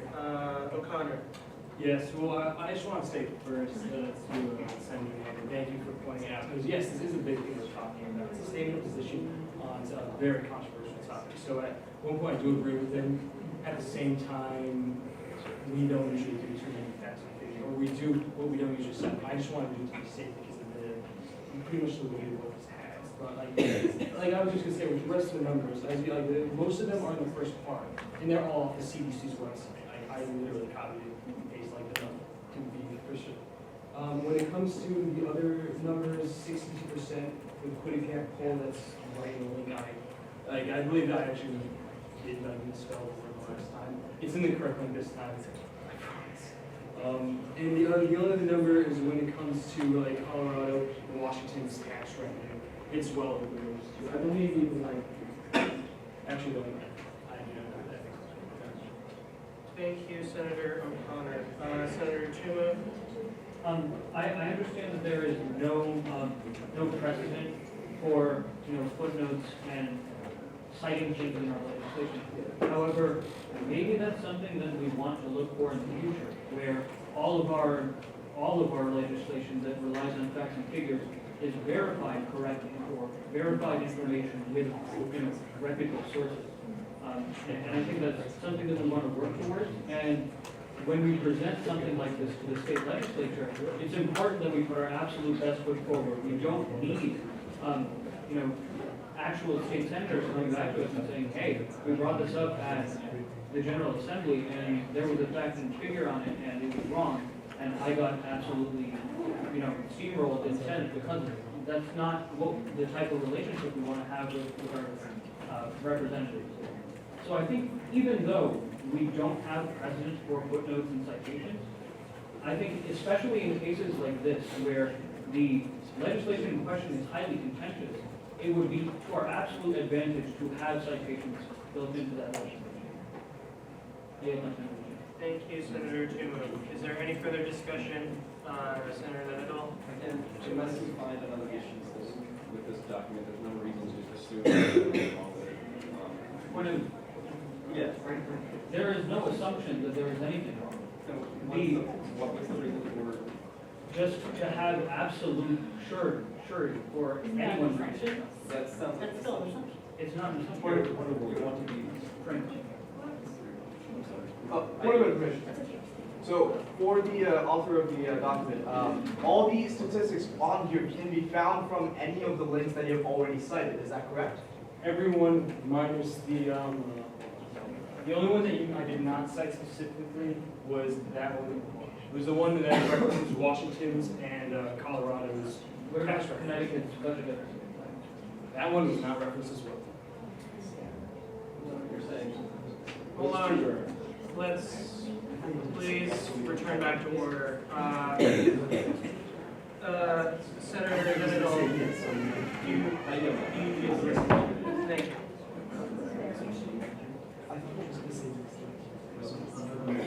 Senator Bennett. Senator Bennett has moved the previous question. Is there a second? Senator Lenadol. We will move into a vote on this item. All those in favor of the question, which is to call the previous question, say aye. Aye. Opposed, nay. Abstentions, an abstention from the chair. The ayes have it, the motion carries. We will now vote on the question itself, which is a motion to postpone the consideration. No, we just called the previous question, so we're gonna go on the vote. Yes. So we are now moving into a vote on the motion, which is to indefinitely postpone the consideration of this item. This was all in the. Yes. Oh, okay. There. Never mind. All right, to clarify, the question is on the motion to postpone the consideration of this item indefinitely. Okay, any other questions? Seeing none, we will move into a vote. All those in favor of postponing, say aye. Aye. Opposed, say nay. Nay.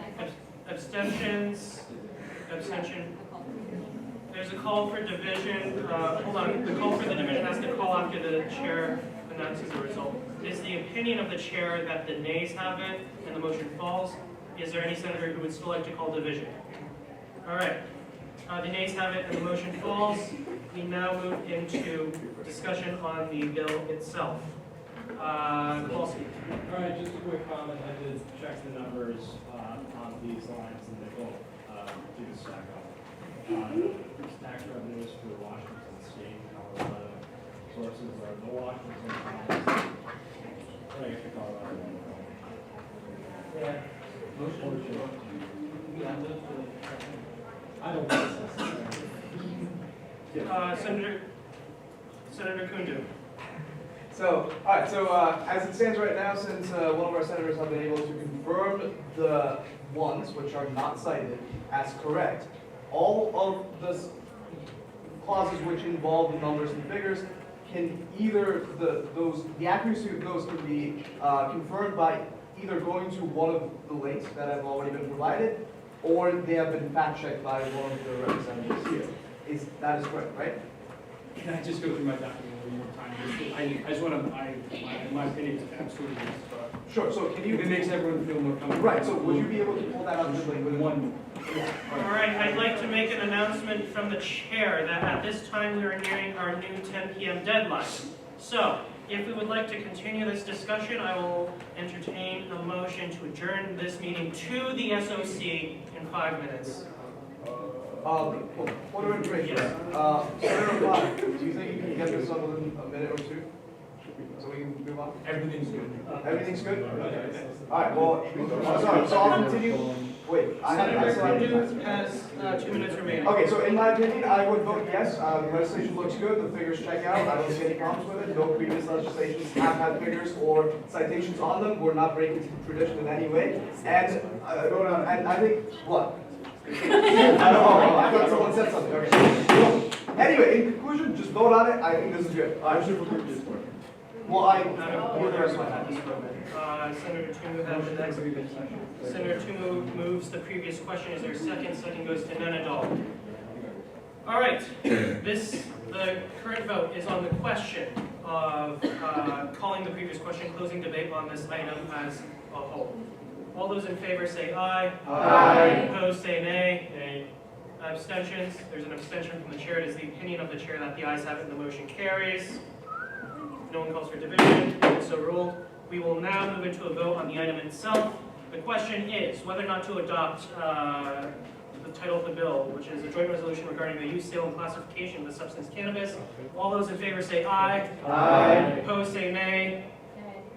Abstentions. There's an abstention from the chair, and the opinion of the chair, the ayes have it, the motion carries. Vote on the item itself, correct? Yes. Correct. As a whole. Was there any confusion regarding that? No. Okay, good. All right, 2 abstention. Okay, well, Wait, no, there was some confusion. Okay. So can we read them? Considering confusion, the chair will rule the previous vote out of order and will now move into a new vote. All those in favor on the question, which is the bill in total, say aye. Aye. Opposed, say nay. Nay. Okay, abstentions. 2 abstentions. All right, the opinion of the chair is that the ayes have it and the motion carries. Thank you.